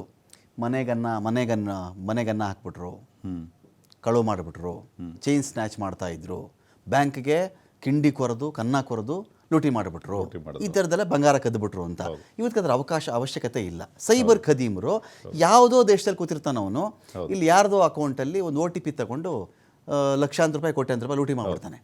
ಇದು ಈ ಸೈಬರ್ ಖದೀಮರಿಗಿಂತ, ಸೈಬರ್ ಹ್ಯಾಕರ್ಸ್ಗಳಿಗಿಂತನೂ ನಮ್ಮ ಪೊಲೀಸಿಂಗ್ ವ್ಯವಸ್ಥೆ ಇನ್ನೂ ಸ್ಟ್ರಾಂಗ್ ಇದೆ ಅಂತ ನಿಮಗೆ ಫೀಲ್ ಆಗುತ್ತೆ ಇವತ್ತಿಗೆ? ನೋಡಿ, ಇವಾಗಿನ ಪ್ರಕಾರ ಅಂದರೆ ಎಷ್ಟು ಟೆಕ್ನಾಲಜಿ ಇವಾಗ ಒಂದೊಂದು 1000 ಕಂಪ್ಲೇಂಟ್ ರಿಜಿಸ್ಟರ್ ಆಗಿದೆ ಸ್ವಾಮಿ. ಕರೆಕ್ಟು. ಸೈಬರ್ ಪೊಲೀಸ್ ಸ್ಟೇಷನ್ ಅಂತ ಹೇಳ್ಬಿಟ್ಟು ನಾವೇನು ಮಾಡ್ಕೊಂಡಿದ್ದೀವಿ, ಅಲ್ಲಿ ವರ್ಷಕ್ಕೆ 1,500 ಇಂದ 2,000 ಕೇಸಸ್ ರಿಜಿಸ್ಟರ್ ಆಗ್ತವೆ. ಒಂದೊಂದು ಕೇಸಲ್ಲಿ ಏನಿಲ್ಲ ಅಂದರೂ ಒಂದು 1 ಲಕ್ಷ ಮಿನಿಮಮ್ ಇಂದ ಹಿಡಿದು ಲಾಸು 1 ಕೋಟಿವರೆಗೂ ನಷ್ಟ ಆಗಿದೆ. ಅದು ಆನ್ಲೈನ್ ಫ್ರಾಡ್ ಅಂತ ಹೇಳ್ಬಿಟ್ಟು, ಆಯಿತಾ. ಅದರಲ್ಲಿ ಫ್ರಾಡ್ ಜನಗಳು ಆನ್ಲೈನ್ ಮುಖಾಂತರ ಅವರ ಅಕೌಂಟ್ ಕ್ರೆಡಿಟ್ ಏನು ಇನ್ಫಾರ್ಮೇಷನ್ ತಗೊಂಡು ಕನ್ನ ಹಾಕೋದು ಬೇರೆ, ಅವರು ಡೈರೆಕ್ಟ್ ಕಳ್ಳರು. ಓಕೆ, ಆಯಿತಾ.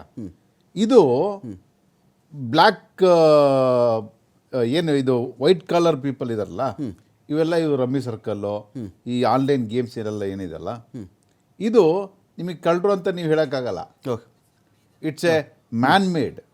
Okay, it's A application controlled by A person for there benefit. Okay, ಆಯಿತಾ. ಸೊ ನಾನು ಡಿಫ್ರೆನ್ಸ್ ಹೇಳ್ತಾ ಇದ್ದೀನಿ ಸೈಬರ್ ಅಫೆನ್ಸಿಗೂ ಮತ್ತು ಈ ಅಫೆನ್ಸಿಗೂ.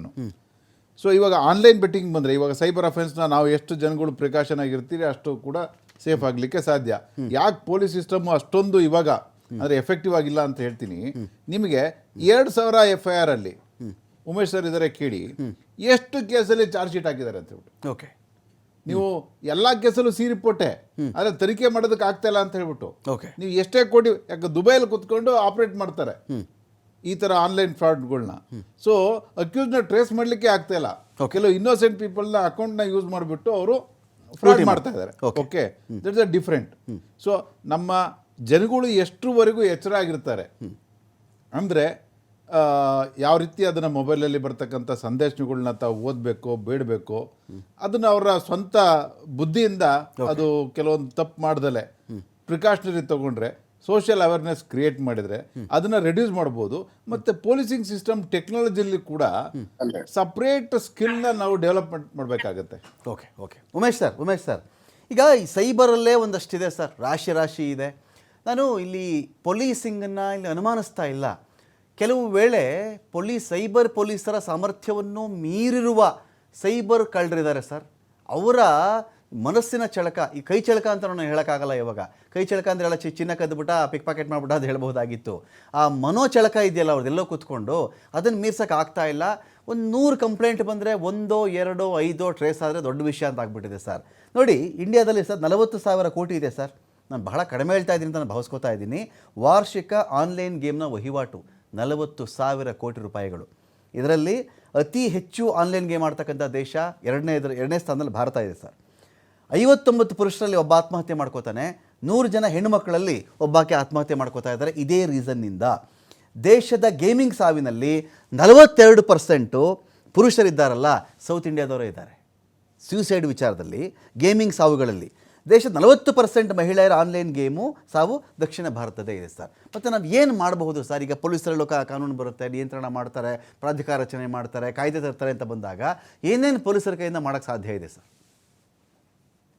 ರಮಾಕಾಂತ್ ನೋಡಿ, ನಾನು ಎಷ್ಟು ಅಮಾಯಕರಿದ್ದಾರೆ ಸೊಸೈಟಿನಲ್ಲಿ ಅಂದ್ರೆ, ನೀವು ಇತ್ತೀಚಿನ ದಿನಗಳಲ್ಲಿ ನೋಡಿದ್ರೆ ಒಂದು 2 ವರ್ಷದಿಂದ ಡಿಜಿಟಲ್ ಅರೆಸ್ಟ್ ಅಂತ ಹೇಳಿ ಬಹಳ ಲಿಟ್ರೇಟ್ಸ್ಗಳು ಇವೆಲ್ಲ ವಿಧಾನಸೌಧದಲ್ಲಿ ಕೆಲಸಗಳು ಮಾಡಿ ರಿಟೈರ್ಡ್ ಆದಂತ ದೊಡ್ಡ ದೊಡ್ಡ ಪೊಸಿಷನ್ ಅಲ್ಲಿ ಬಂದಂತವ್ರೆಲ್ಲ ಬಾಗಿಲು ಹಾಕೊಂಡು ಕಿಟಕಿ ಹಾಕೊಂಡು ಒಳಗಡೆ ಕೂತ್ಕೊಬಿಟ್ಟು ಯಾರಿಗೂ ಗೊತ್ತಿಲ್ದಂಗೆನೆ ಹೆಂಗೋ ನಮಗೆ ಒಂಚೂರು ಗೊತ್ತಾಗಿ ನಾವು ಹೋಗಿ ಅವ್ರಿಗೆ ಬಾಯಿಗೆ ಬಂದಾಗ ಬೈದು, ಅಂದ್ರೆ ಲೆಕ್ಕ ಹಾಕೊಳ್ಳಿ, ವಿದ್ಯಾವಂತರುಗಳನ್ನೇ ಟಾರ್ಗೆಟ್ ಮಾಡಿ ಇಡೀ ಜನನ ಅಷ್ಟು ವರ್ಷ 30-35 ವರ್ಷ ಕೆಲಸಗಳು ಮಾಡಿ ಏನ್ ತಪ್ಪು ಏನ್ ಸರಿ ಅಂತ ಅನ್ನುವಂಥದ್ದು ಗೊತ್ತಿದ್ರು ಸಹ ಎಲ್ಲಾ ಬ್ಯಾಂಕ್ ಅಕೌಂಟ್ಗಳ ನಂಬರ್ಗಳು, ಪಾಸ್ವರ್ಡ್ಗಳು ಎಲ್ಲಾ ಕೊಟ್ಬಿಟ್ಟು ಇರುವುದು ಅವ್ರ ಏನು ಬ್ಯಾಂಕ್ ಅಲ್ಲಿ ಇರ್ತಕ್ಕಂಥದ್ದು ಎಲ್ಲಾ ದುಡ್ಡುಗಳನ್ನ ಕಳ್ಕೊಂಡು ಬರೀಗೈ ಆಗೋಗ್ಬಿಟ್ಟಿರ್ತಕ್ಕಂಥ ಸಾವಿರಾರು ಜನ, ಲಕ್ಷಾಂತರ ಜನ ಆಗೋಗ್ಬಿಟ್ಟವ್ರೆ. ಅದೊಂದು ಡಿಜಿಟಲ್ ಅರೆಸ್ಟ್ ಅಲ್ಲಿ ಅವ್ರ ಯಾರಾದವ್ರೆಲ್ಲ ಡಿಜಿಟಲ್ ಅರೆಸ್ಟ್ ಅಲ್ಲಿ ಆದವ್ರು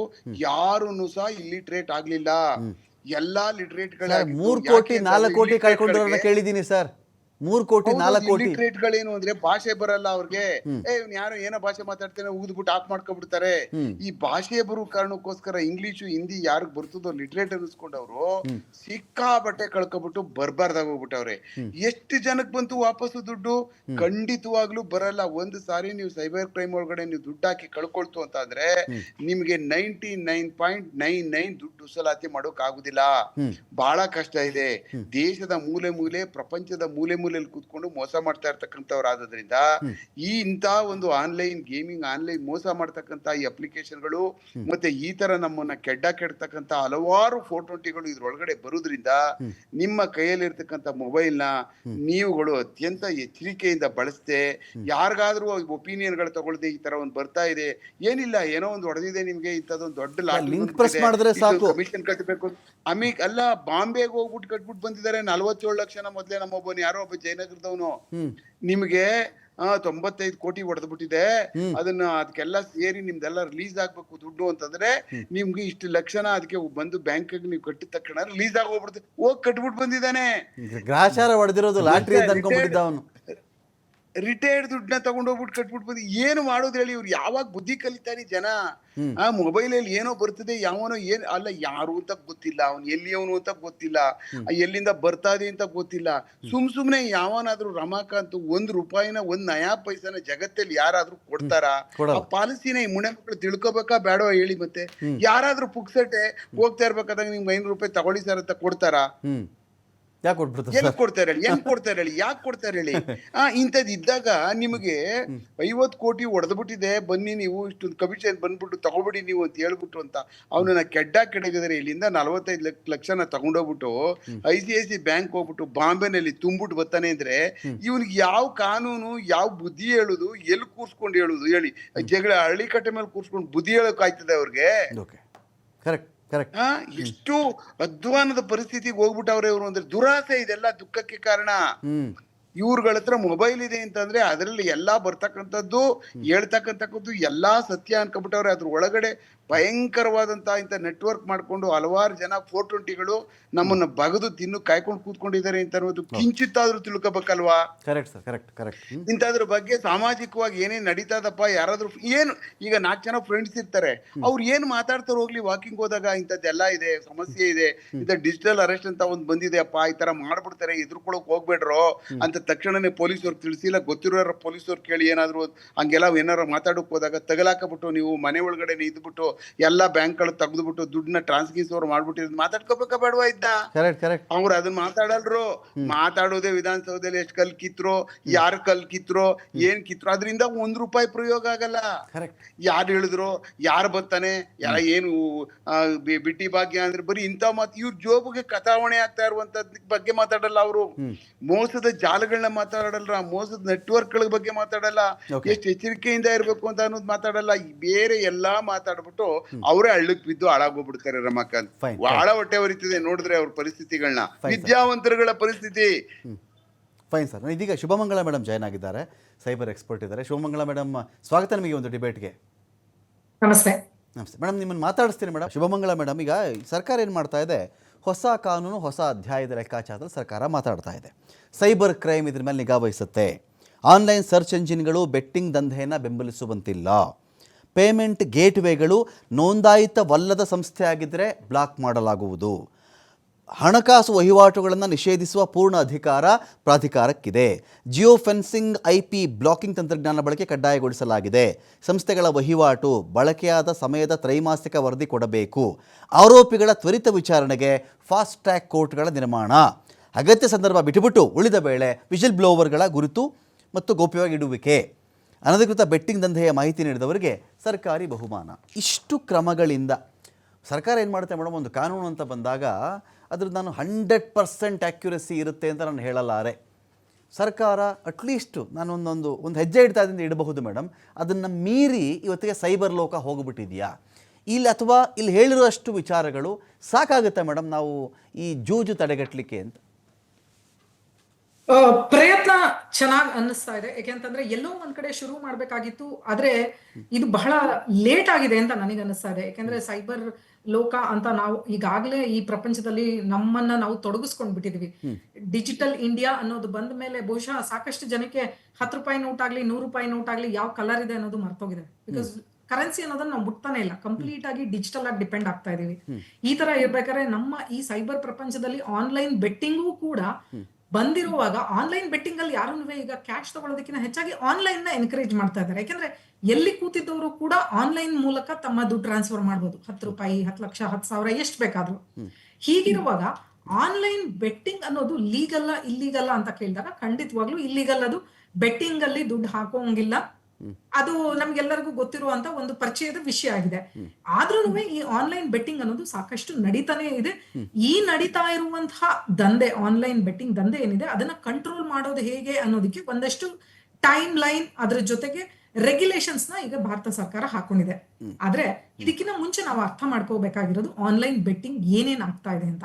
ಆನ್ಲೈನ್ ಬೆಟ್ಟಿಂಗ್ ಅಂತ ಬಂದಾಗ ಸಾಕಷ್ಟು ಜನಕ್ಕೆ ಗೊತ್ತಿದೆ. ಈಗ Dream11 ಆಗಿರಬಹುದು, ಲೋಟಸ್ ಆಗಿರಬಹುದು, ಕಿಂಗ್ ಆಗಿರಬಹುದು, King 777, ಈ ತರ ನಾನು ಹೇಳ್ತಾ ಹೋದ್ರೆ ಸಾಕಷ್ಟು ಪ್ಲಾಟ್ಫಾರ್ಮ್ ಗಳಿದೆ ಇವತ್ತು. ಆ ಪ್ಲಾಟ್ಫಾರ್ಮ್ ಗಳಲ್ಲಿ ಈಗಾಗಲೇ ಸಾಕಷ್ಟು ಜನ ಆಡ್ತಾ ಇದ್ದಾರೆ. ಹಾಗಾದ್ರೆ ಎಷ್ಟು ಜನ ಆಡ್ತಾ ಇರ್ಬೋದು ಮೇಡಮ್ ಅಂತ ನೀವು ಕೇಳಿದ್ರೆ, ಅದಕ್ಕೆ ಏಜೆಂಟ್ಸ್ ಅಂತ ಇದ್ದಾರೆ. ಈಗ ಒಬ್ಬ ಏಜೆಂಟ್ ಅಂತಂದ್ರೆ ಆ ಏಜೆಂಟಿನ ಕೆಳಗೆ ಸರಿಸುಮಾರು 500ರಿಂದ 1000, 1000ದಿಂದ 10,000 ಜನ ಕಸ್ಟಮರ್ಸ್ ಅವ್ರಿಗಿದ್ದಾರೆ. ಅವ್ರು ಎಲ್ಲರೂ ಆನ್ಲೈನ್ ಅಲ್ಲಿ ಪೇ ಮಾಡ್ತಾ ಇದ್ದಾರೆ ಅಂದ್ರೆ ಖಂಡಿತ ಇಲ್ಲ. ಆ ಏಜೆಂಟ್ಗೆ ದುಡ್ಡು ಹೋಗ್ತಾ ಇದೆ, ಆ ಮೂಲಕ ಆ ಏಜೆಂಟ್ ದುಡ್ಡನ್ನ ಅಲ್ಲಿ ಟ್ರಾನ್ಸ್ಫರ್ ಮಾಡ್ತಾ ಇದ್ದಾರೆ. ಆದ್ರೆ ಬೆಟ್ಟಿಂಗ್ ಮಾತ್ರ ಆನ್ಲೈನ್ ಅಲ್ಲಿ ಆಗ್ತಾ ಇದೆ. ಅಂದ್ರೆ ದುಡ್ಡಿನ ಟ್ರಾನ್ಸಾಕ್ಷನ್ ಆನ್ಲೈನ್ ಅಲ್ಲಿ ಆಗ್ತಾ ಇಲ್ಲ, ಆದ್ರೆ ಬೆಟ್ಟಿಂಗ್ ಆನ್ಲೈನ್ ಅಲ್ಲಿ ಆಗ್ತಾ ಇದೆ. ಅದನ್ನ ನೋಡೋದಾಗ್ಲಿ, ಸ್ಕೋರ್ ಬೋರ್ಡ್ಸ್ ನೋಡೋದಾಗ್ಲಿ, ಅಥವಾ ಅದರದ್ದು ಕಮಿಟ್ ಆಗೋದಾಗ್ಲಿ. ಯಾಕೆಂತಂದ್ರೆ ಅಲ್ಲಿ ದುಡ್ಡು ಆಡದೇ ಇರೋ ಹಾಗೆ ಅವರು ಪಾಯಿಂಟ್ಸ್ ಗಳ ಮೂಲಕ, ಕಾಯಿನ್ ಗಳ ಮೂಲಕ ಬೇರೆ ಬೇರೆ ವಿಧಾನಗಳನ್ನ ಕಂಡುಕೊಂಡಿದ್ದಾರೆ. ಅದನ್ನ ಅವರಲ್ಲಿ ಫ್ರಂಟ್ ಎಂಡ್ ಅಲ್ಲಿ ತೋರಿಸ್ತಾ ಇದ್ದಾರೆ. ಒಬ್ಬ ಏಜೆಂಟ್ ಇಷ್ಟು ಜನ ಕಸ್ಟಮರ್ಸ್ ನ ಇಟ್ಕೊಂಡಿದ್ದಾನೆ ಅಂತಂದ್ರೆ ಅದು ಬರೀ ಬೆಂಗಳೂರಲ್ಲಿ ಇದಾರಾ, ಬರೀ ಮೈಸೂರಲ್ಲಿ ಇದಾರಾ, ಬರೀ ಮುಂಬೈಯಲ್ಲಿ ಇದಾರಾ ಅಂತ ಕೇಳಿದ್ರೆ ಪ್ರತಿ ಒಂದು ಕಾರ್ನರ್ ಅಲ್ಲೂ ಇದ್ದಾರೆ.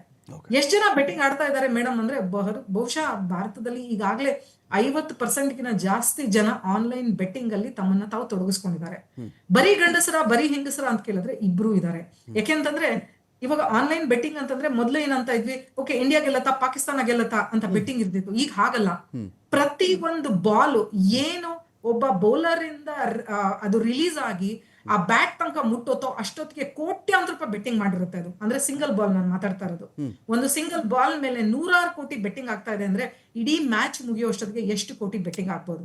ಯಾಕೆಂದ್ರೆ ಆ ಬಾಲ್ 4 ಆಗುತ್ತಾ, 6 ಆಗುತ್ತಾ, ಅಥವಾ ವೈಡ್ ಆಗುತ್ತಾ, ಅಥವಾ ಕ್ಯಾಚ್ ಹಿಡಿತಾನ, ಆ ಬಾಲ್ ಇನ್ನೊಂದಾಗತ್ತಾ, ಪ್ರತಿ ಒಂದಕ್ಕೂ ಬೆಟ್ ನಡೀತಾ ಇದೆ.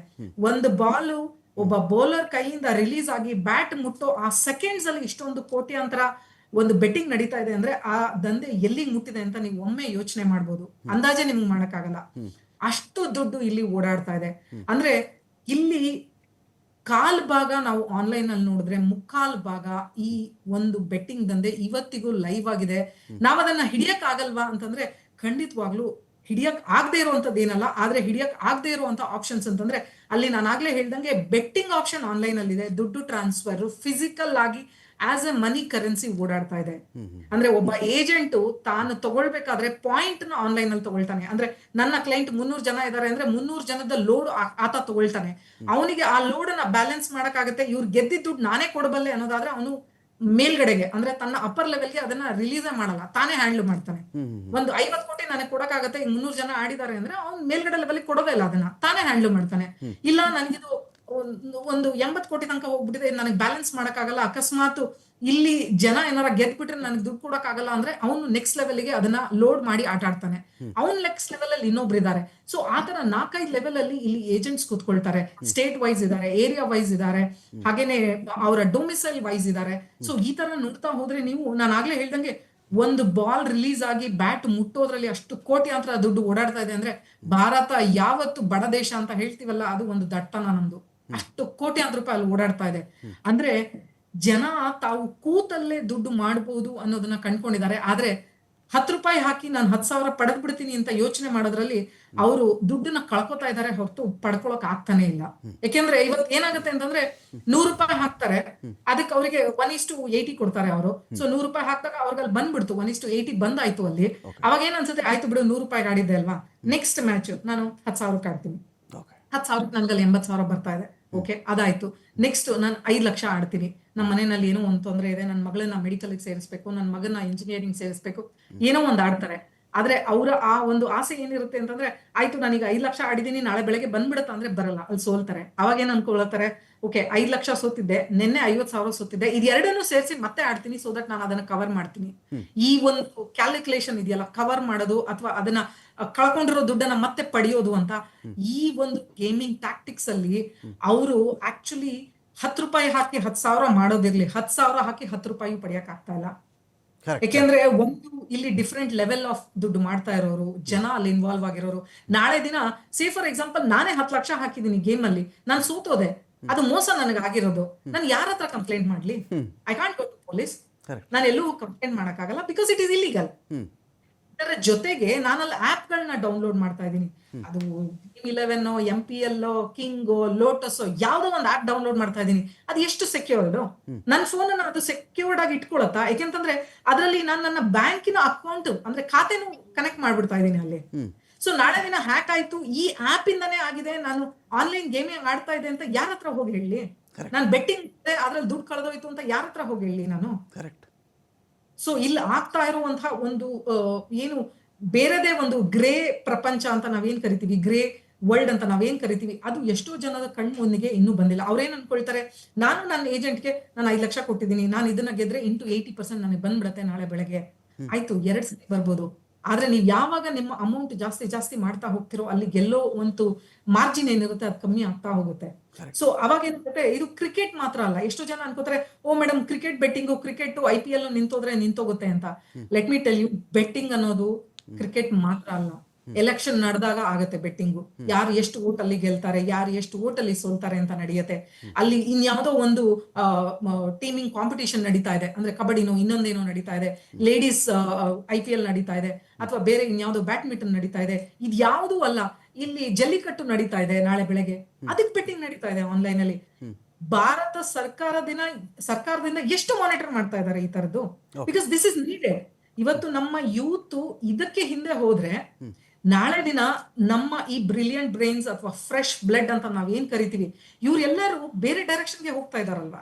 Correct madam. ಇವ್ರನ್ನ ನಾವು ಯಾವತ್ತು ಪ್ರಪಂಚದಲ್ಲಿ ಆಕ್ಚುಲ್ ಆಗಿ ಏನ್ ಮಾಡ್ಬೇಕು ಅಂತ ಯಾವತ್ತು ತೋರಿಸ್ತಾ ಇದೀವಿ. ಈ ತರ ಮಾಡಿದ್ರೆ ಶಿಕ್ಷೆ ಆಗತ್ತೆ ಅಂತ ಯಾವ ಒಂದು ಕೇಸನ್ನ ನಾವು ಎಕ್ಸಾಂಪಲ್ ಆಗಿ ಇಟ್ಕೊಳ್ಳೋಣ.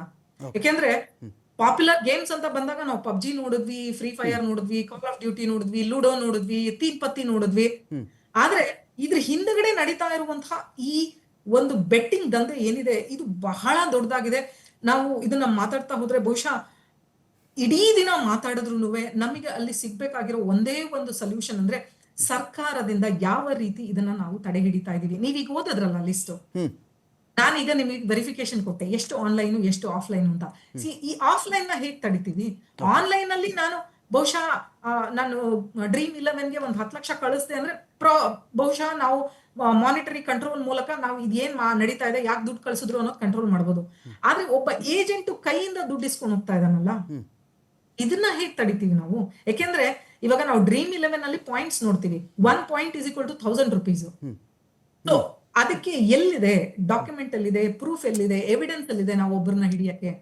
ಏಜೆಂಟ್ ವೈಸು ಅಂತ ಬಂದಾಗ ಏಜೆಂಟ್ ನಿಮ್ಮನ್ನ ಫಿಸಿಕಲ್ ಆಗಿ ಮೀಟ್ ಮಾಡಿ ನಿಮ್ಮ ಹತ್ರ ದುಡ್ಡನ್ನ ತಗೊಳ್ತಾ ಇದ್ದಾರೆ, ಅದನ್ನ ಕಲೆಕ್ಟ್ ಮಾಡ್ಕೊಂಡು ಅವರು ನೆಕ್ಸ್ಟ್ ಲೆವೆಲ್ಗೆ ಆ ದುಡ್ಡನ್ನ ಬೆಟ್ ಮಾಡ್ತಾ ಇದ್ದಾರೆ ಅಂತಂದಾಗ ಎಲ್ಲಿಗೆ ಹೋಗ್ತಾ ಇದೆ ನಮ್ಮ ಭಾರತದ ಇಡೀ ಪ್ರಪಂಚದಲ್ಲಿ ನಮ್ಮ ಭಾರತ ಯಾವ ಕಡೆ ತಿರ್ಕೋತಾ ಇದೆ?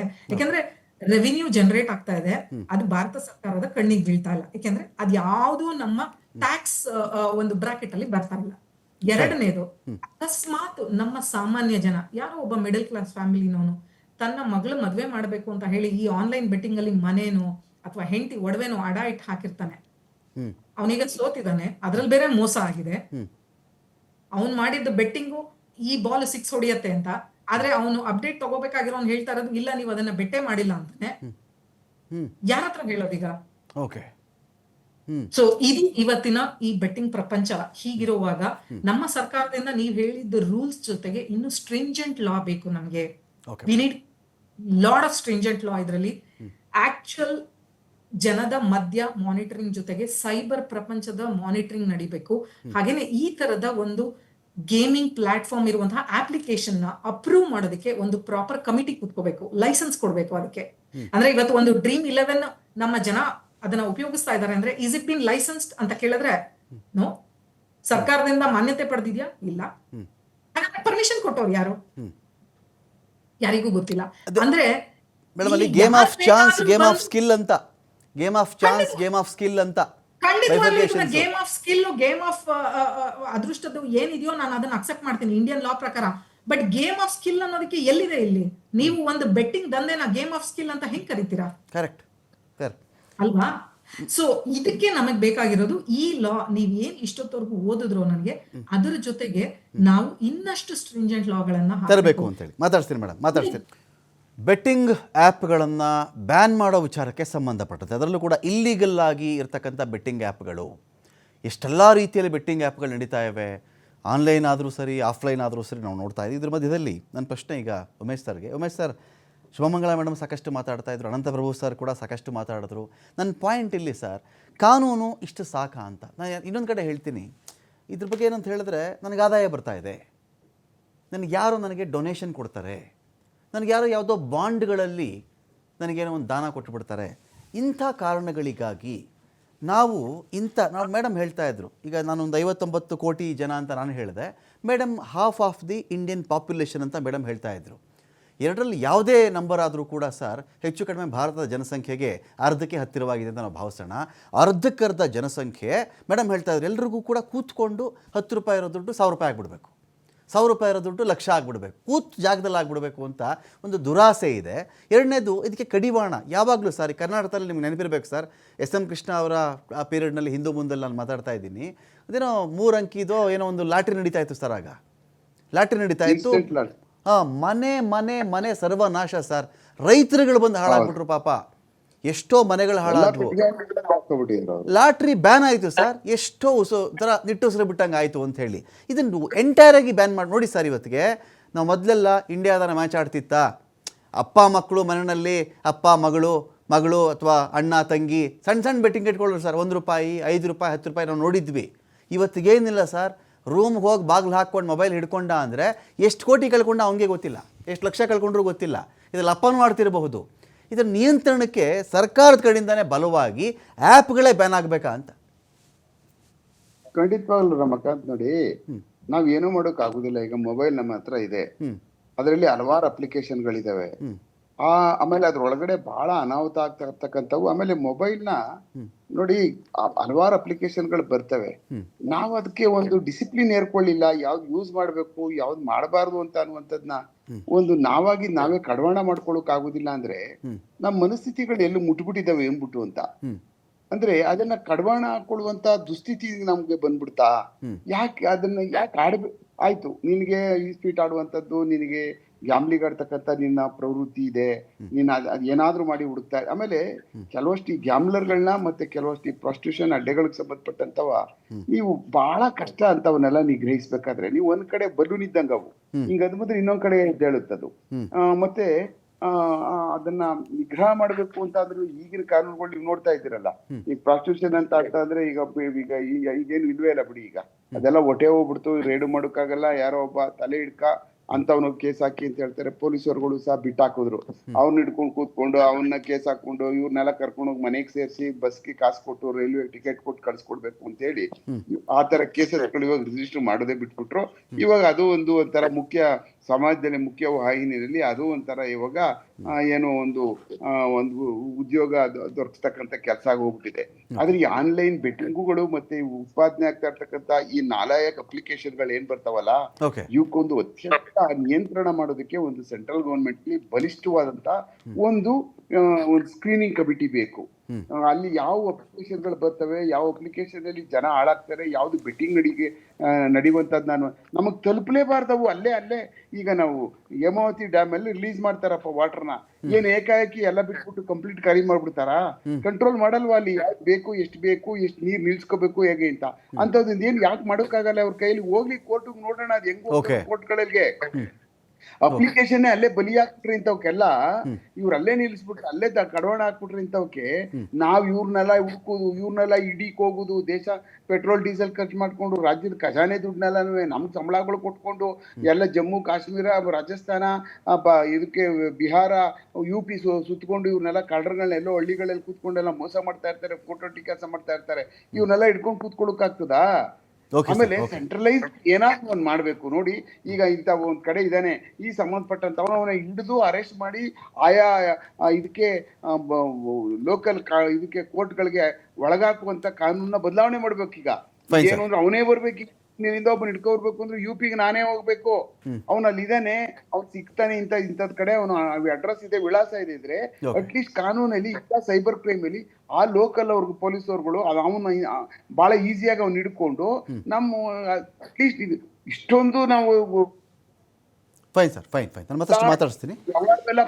ನಮ್ದೆಲ್ಲ ಡಿಜಿಟೈಸ್ ಆಗ್ತಾ ಕೂತಿದೆ. ಅದೇ ತರನೇ ಇಡೀ ದೇಶದಲ್ಲಿ ಇಂಥವ್ರನ್ನ ಹಿಡಿದು ಅಲ್ಲಲ್ಲೇ ತೊಳಕ್ ಬಿಸಾಕ್ತಕ್ಕಂಥ ಕಾರ್ಯಕ್ರಮ.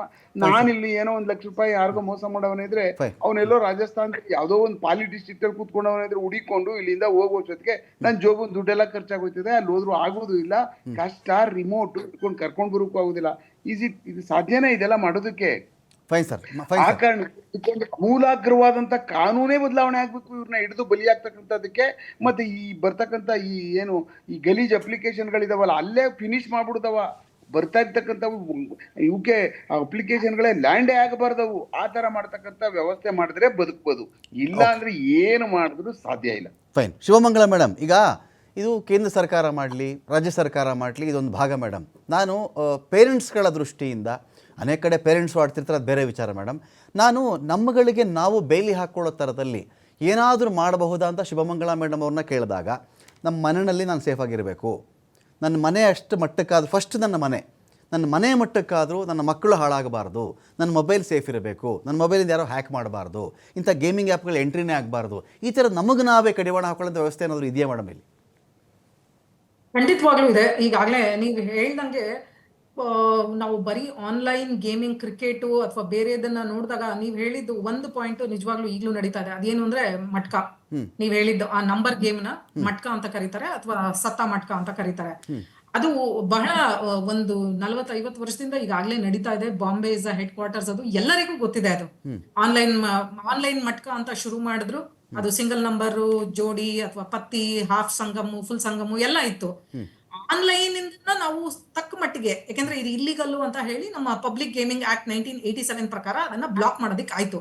ಆದರೆ ಸ್ಟಿಲ್ ಈಗ್ಲೂ ಆನ್ಲೈನ್ ಮಟಕ ಬೇರೆ ಪ್ಲಾಟ್ಫಾರ್ಮ್ ಇಂದ, ಅಂದ್ರೆ ಅಂಡರ್ ಗ್ರೌಂಡ್ ಪ್ಲಾಟ್ಫಾರ್ಮ್ ಗಳಿಂದ ಥ್ರೂ ಫಿಸಿಕಲ್ ಆಗಿ ನಡೀತಾ ಇದೆಯಾ ಅಂದ್ರೆ ನಡೀತಾ ಇದೆ, ಫಾರಿನ್ ಹೋಸ್ಟ್ ಪ್ಲಾಟ್ಫಾರ್ಮ್ ಅಲ್ಲಿ ನಡೀತಾ ಇದೆ ಅಂದ್ರೆ ನಡೀತಾ ಇದೆ.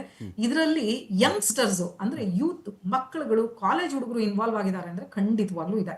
ಯಾಕೆ ಅಂತಂದ್ರೆ ಏನಾಗ್ತಾ ಇದೆ ಅಂದ್ರೆ ಆನ್ಲೈನ್ ಇಂದು ಲೋಯೆಸ್ಟ್ ಇನ್ವೆಸ್ಟ್ಮೆಂಟ್, ನೀವು 10 ರೂಪಾಯಿಗೂ ಆಡ್ಬೋದು. ಅದರಲ್ಲಿ 10 ರೂಪಾಯಿ ಆಡಿ ದಿನದಲ್ಲಿ 4-5 ಬಾರಿ ಅವರು ನಿಮ್ಗೆ ನಂಬರ್ಸ್ ನ ಓಪನ್ ಮಾಡ್ತಾರೆ. 0 ಇಂದ 9 ನಿಮ್ಗೆ ಸಿಂಗಲ್ಲು ಅಥವಾ ಜೋಡಿ ಅಥವಾ ಪತ್ತಿ, ಹಾಫ್ ಸಂಗಮು, ಫುಲ್ ಸಂಗಮು ಎಲ್ಲಾದ್ರಲ್ಲೂ ದುಡ್ಡಿದೆ. ಸೊ ಹೀಗಿರುವಾಗ ಮಕ್ಕಳು ದೇ ಆರ್ ಗೆಟಿಂಗ್ ಟೆಂಪ್ಟೆಡ್. ಇವರಿಗೆ ಇದು ಅಡ್ವರ್ಟೈಸ್ ಮಾಡೋದಕ್ಕೆ ಸಾಕಷ್ಟು ಆಪ್ ಗಳು ಬರ್ತಾ ಇದೆ. ಯಾಕಂದ್ರೆ ಕ್ವಿಕ್ ಮನಿ ಪ್ರಾಮಿಸ್, ಇದು ನಿಮ್ಗೆ ಈಸಿಯಾಗಿ ಪ್ರಾಮಿಸ್ ಮಾಡ್ತಾ ಇದೆ. ಇದು ತಂದೆ ತಾಯಿಗಳಿಗೆ ಗೊತ್ತಾಗ್ತಾ ಇಲ್ವಾ ಅಂತ ಕೇಳಿದ್ರೆ ಖಂಡಿತವಾಗ್ಲೂ ತಂದೆ ತಾಯಿಗಳು ಇದನ್ನ ಮಾನಿಟರ್ ಮಾಡ್ಲೇಬೇಕಾಗುತ್ತೆ. ಯಾಕಂದ್ರೆ ಇದೊಂದು ಅಡಿಕ್ಷನ್. ಇದು ಮನೆಗೆ ಏನೋ ಸ್ಕೂಲಲ್ಲಿ ಅಥವಾ ಕಾಲೇಜಲ್ಲಿ ಖರ್ಚು ಮಾಡೋದಕ್ಕೆ ಅಂತ ಪಾಕೆಟ್ ಮನಿ ಕೊಟ್ಟಿರ್ತಾರೆ. ಈಗ ನಮ್ ಕಾಲದಲ್ಲಿ ಆಗಿದ್ರೆ ನಾವು 10-20 ಯೋಚನೆ ಮಾಡ್ತಾ ಇದೀವಿ. ಇವತ್ತು ಖಂಡಿತವಾಗ್ಲೂ ಇವತ್ತಿನ ಖರ್ಚಿನ ಬಾಬತ್ ನೋಡ್ತಾ ಹೋದ್ರೆ 5,000 10,000 ಕೊಟ್ಟೆ ಕೊಡ್ತಾರೆ. ಈ ರೀತಿ ಇರ್ಬೇಕಾದ್ರೆ ಅಯ್ಯೋ 10,000ದಲ್ಲಿ 1,000 ಬಿಡು, ನಾನು ಈ ಪ್ಲಾಟ್ಫಾರ್ಮ್ ಅಲ್ಲಿ ದುಡ್ಡು ಹಾಕ್ತೀನಿ, ನಾನು 1,000 ಹಾಕಿದ್ರೆ ನಂಗೆ 50,000 ಬರುತ್ತೆ, 80,000 ಬರುತ್ತೆ. ಯಾಕೆಂದ್ರೆ money laundering, matka platform is nothing but block money laundering ಇದು ಇಲ್ಲಿ ನಮ್ಗೆ. ಸೊ ಇದು ನಡೀತಾ ಇದೆಯಾ ಅಂದ್ರೆ ಸಾಕಷ್ಟು ಗೇಮ್ಗಳು ಇದಕ್ಕೆ ಕನೆಕ್ಟ್ ಆಗ್ತಾ ಇದೆ. ಸಾಕಷ್ಟು ಫ್ರಂಟ್ ಎಂಡ್ ತೋರಿಸ್ತಾರೆ, ಬ್ಯಾಕ್ ಎಂಡ್ ಅಲ್ಲಿ ಇದೆ. ಮನೆಯಲ್ಲಿ ತಂದೆ ತಾಯಿಗಳು ಮೊದಲು ಮಕ್ಕಳಿಗೆ ಹೇಳ್ಕೊಡ್ಬೇಕಾಗಿರೋದು ಸೈಬರ್ ಅಪರಾಧ ಅಂದ್ರೆ ಏನು. ಯಾಕೆಂದ್ರೆ ಎಲ್ಲರಿಗೂ ಪ್ರೆಸ್ಟೀಜ್ ಇಶ್ಯೂ. ಇವತ್ತು ನನ್ ಮಗನ ಹತ್ರ ಸ್ಮಾರ್ಟ್ ಫೋನ್ ಇಲ್ಲ, ಅದರಲ್ಲೂ ಅಡ್ವಾನ್ಸ್ಡ್ ಐಫೋನ್ 17, 16 ಇರ್ಬೇಕು ಅಥವಾ ಇನ್ಯಾವುದೋ ಗ್ಯಾಲಕ್ಸಿ S25 ಇರ್ಬೇಕು, ಎಲ್ಲಾನು ಪ್ರೆಸ್ಟೀಜ್ ಇಶ್ಯೂ ಆಗಿದೆ. ಆದ್ರೆ ಆ ಫೋನ್ ಕೊಡಿಸಿದ ಮೇಲೆ ಎಷ್ಟು ಸೆಕ್ಯೂರಿಟಿ ಮೆಜರ್ಸ್ ತಗೊಳ್ತಾ ಇದ್ದಾರೆ, ಎಷ್ಟು ಮಾನಿಟರ್ ಮಾಡ್ತಾ ಇದ್ದಾರೆ ಮಕ್ಕಳನ್ನ. ಯಾಕೆ ಅಂದ್ರೆ ತಂದೆ ತಾಯಿ ಹೇಳೋದು ನನಗ್ ಕೇಳಿದಾಗ ಮೇಡಮ್ ನಮ್ಗೇನ್ ಗೊತ್ತಾಗುತ್ತೆ ಅದ್ರಲ್ಲಿ ಅಂತಾರೆ. ತಿಳ್ಕೋಬೇಕು. ಇವತ್ತು ತಿಳ್ಕೊಳ್ಳಿಲ್ಲ ಅಂದ್ರೆ ಮಕ್ಕಳು ಬೇರೆ ದಾರಿಗೆ ಹೋಗ್ತಾ ಇದಾರೆ ಅನ್ನೋದು ನಿಮ್ಗೆ ಅರ್ಥನೇ ಆಗಲ್ಲ. 24 ಗಂಟೆ ಫೋನ್ ಅಲ್ಲಿ ನೋಡ್ತಾ ಇರ್ತಾರೆ. ಏನ್ ಮಾಡ್ತಾ ಇದ್ರು? Monitoring part. 2ನೇದು ಕಾಲೇಜು ಸ್ಕೂಲ್ಗಳಲ್ಲಿ ಇದ್ರ ಬಗ್ಗೆ ವರ್ಕ್ಶಾಪ್ ಗಳು ಮಾಡ್ಬೇಕು. ಯಾಕೆಂದ್ರೆ ಈ ತರದ್ದು ಮಾಡಿ ಸಿಕ್ಕಾಕೊಂಡ್ರೆ ಅವ್ರ ಕರಿಯರ್ ಹೇಗೆ ಹಾಳಾಗುತ್ತೆ, ಯಾವ ರೀತಿಯಾಗಿ ಅವರು ಮಾನಸಿಕವಾಗಿ ಇದ್ರಲ್ಲಿ ಸಿಕ್ಕಾಕೊಳ್ತಾರೆ, ಡಿಪ್ರೆಷನ್ ಹೇಗೆ ಹೋಗ್ತಾರೆ, ಇದೆಲ್ಲದರ ಬಗ್ಗೆ ಮನೆಯಲ್ಲಿ ಹೇಳ್ಬೇಕು, ಕಾಲೇಜು ಸ್ಕೂಲ್ಗಳಲ್ಲಿ ಹೇಳ್ಬೇಕು. ಹಾಗೇನೆ ಇದರ ಜೊತೆಗೆ ಅವರಿಗೆ ಎಕ್ಸಸೈಸ್ ಗಳು ಅಂತ ಏನ್ ಮಾಡಿಸ್ತಾರೆ ಕಾಲೇಜ್ಗಳಲ್ಲಿ, ಇದನ್ನ ಇನ್ವಾಲ್ವ್ ಮಾಡ್ಬೇಕು. ಹಾಗೆ ತಂದೆ ತಾಯಿಗಳು ಇದನ್ನ ಓಪನ್ ಆಗಿ ಮಾತಾಡ್ಬೇಕು. ಇಂತ ಇವಾಗ ಎಷ್ಟೊಂದು ಆಪ್ ಗಳು ಬರ್ತಾ ಇದೆ, ನಿಮಗೆ ಗೊತ್ತಿದೆ. ಫ್ರೆಂಡ್ಸ್ ಆಪ್ ಅಂತ ಕರೀತಾರೆ, but that is meant for something else. ಮಕ್ಕಳು ಅದಕ್ಕೆ ಸಿಕ್ಕಾಕೋತಾ ಇದ್ದಾರೆ. ಈ ಆನ್ಲೈನ್ ಗೇಮಿಂಗ್ ಇದ್ರ ಫ್ರಂಟ್ ಎಂಡೇ ಬೇರೆ ಇದೆ. ಇದ್ರ ಬಗ್ಗೆ ತಂದೆ ತಾಯಿಯಿಂದ ಹೇಳ್ಬೇಕು. ಹಾಗೆ ಬಹುಶಃ ನಂದು ನಿಮ್ದು ಕೂಡ ಇಲ್ಲಿ ಜವಾಬ್ದಾರಿ ಇದೆ. ಮೀಡಿಯಾದ ಮೂಲಕ ನೀವು ಕೂಡ ಈ ಮಕ್ಕಳಿಗೆ ತಿಳಿ ಹೇಳ್ಬೇಕು. ಸ್ಪೆಷಲ್ ಆಗಿ ಒಂದು ಪ್ರೋಗ್ರಾಮ್ ಏನಂದ್ರೆ ಜಸ್ಟ್ ಫಾರ್ ಯೂತ್ ಏನ್ ಮಾಡ್ಬೇಕು, ನೀವು ಏನ್ ಮಾಡಿ ನೀವು ಸೈಬರ್ ಪ್ರಪಂಚದಲ್ಲಿ ಕೂಡ ಸಾಧಿಸಬಹುದು. ಇದೆ, ಸಾಧನೆಗೆ ದಾರಿ ಇದೆ ಸೈಬರ್ ಪ್ರಪಂಚದಲ್ಲಿ. ಹಾಗೆ ಗೊತ್ತಿಲ್ದಿರ ಎಲ್ಲಿ ಸಿಕ್ಕಾಕೊಳ್ತಾ ಇದ್ದೀರಾ. ಯಾಕೆ ಅಂದ್ರೆ ಟು ಬಿ ವೆರಿ ಫ್ರಾಂಕ್, ಇದೆಲ್ಲ ಡೈರೆಕ್ಟ್ ಆಗಿ ಟೆರರಿಸಂಗೆ ಕನೆಕ್ಟ್ ಆಗ್ತಾ ಇದೆ. ಅದ್ರ ಬಗ್ಗೆ ನಾವು ಯೋಚನೆ ಮಾಡಬೇಕು.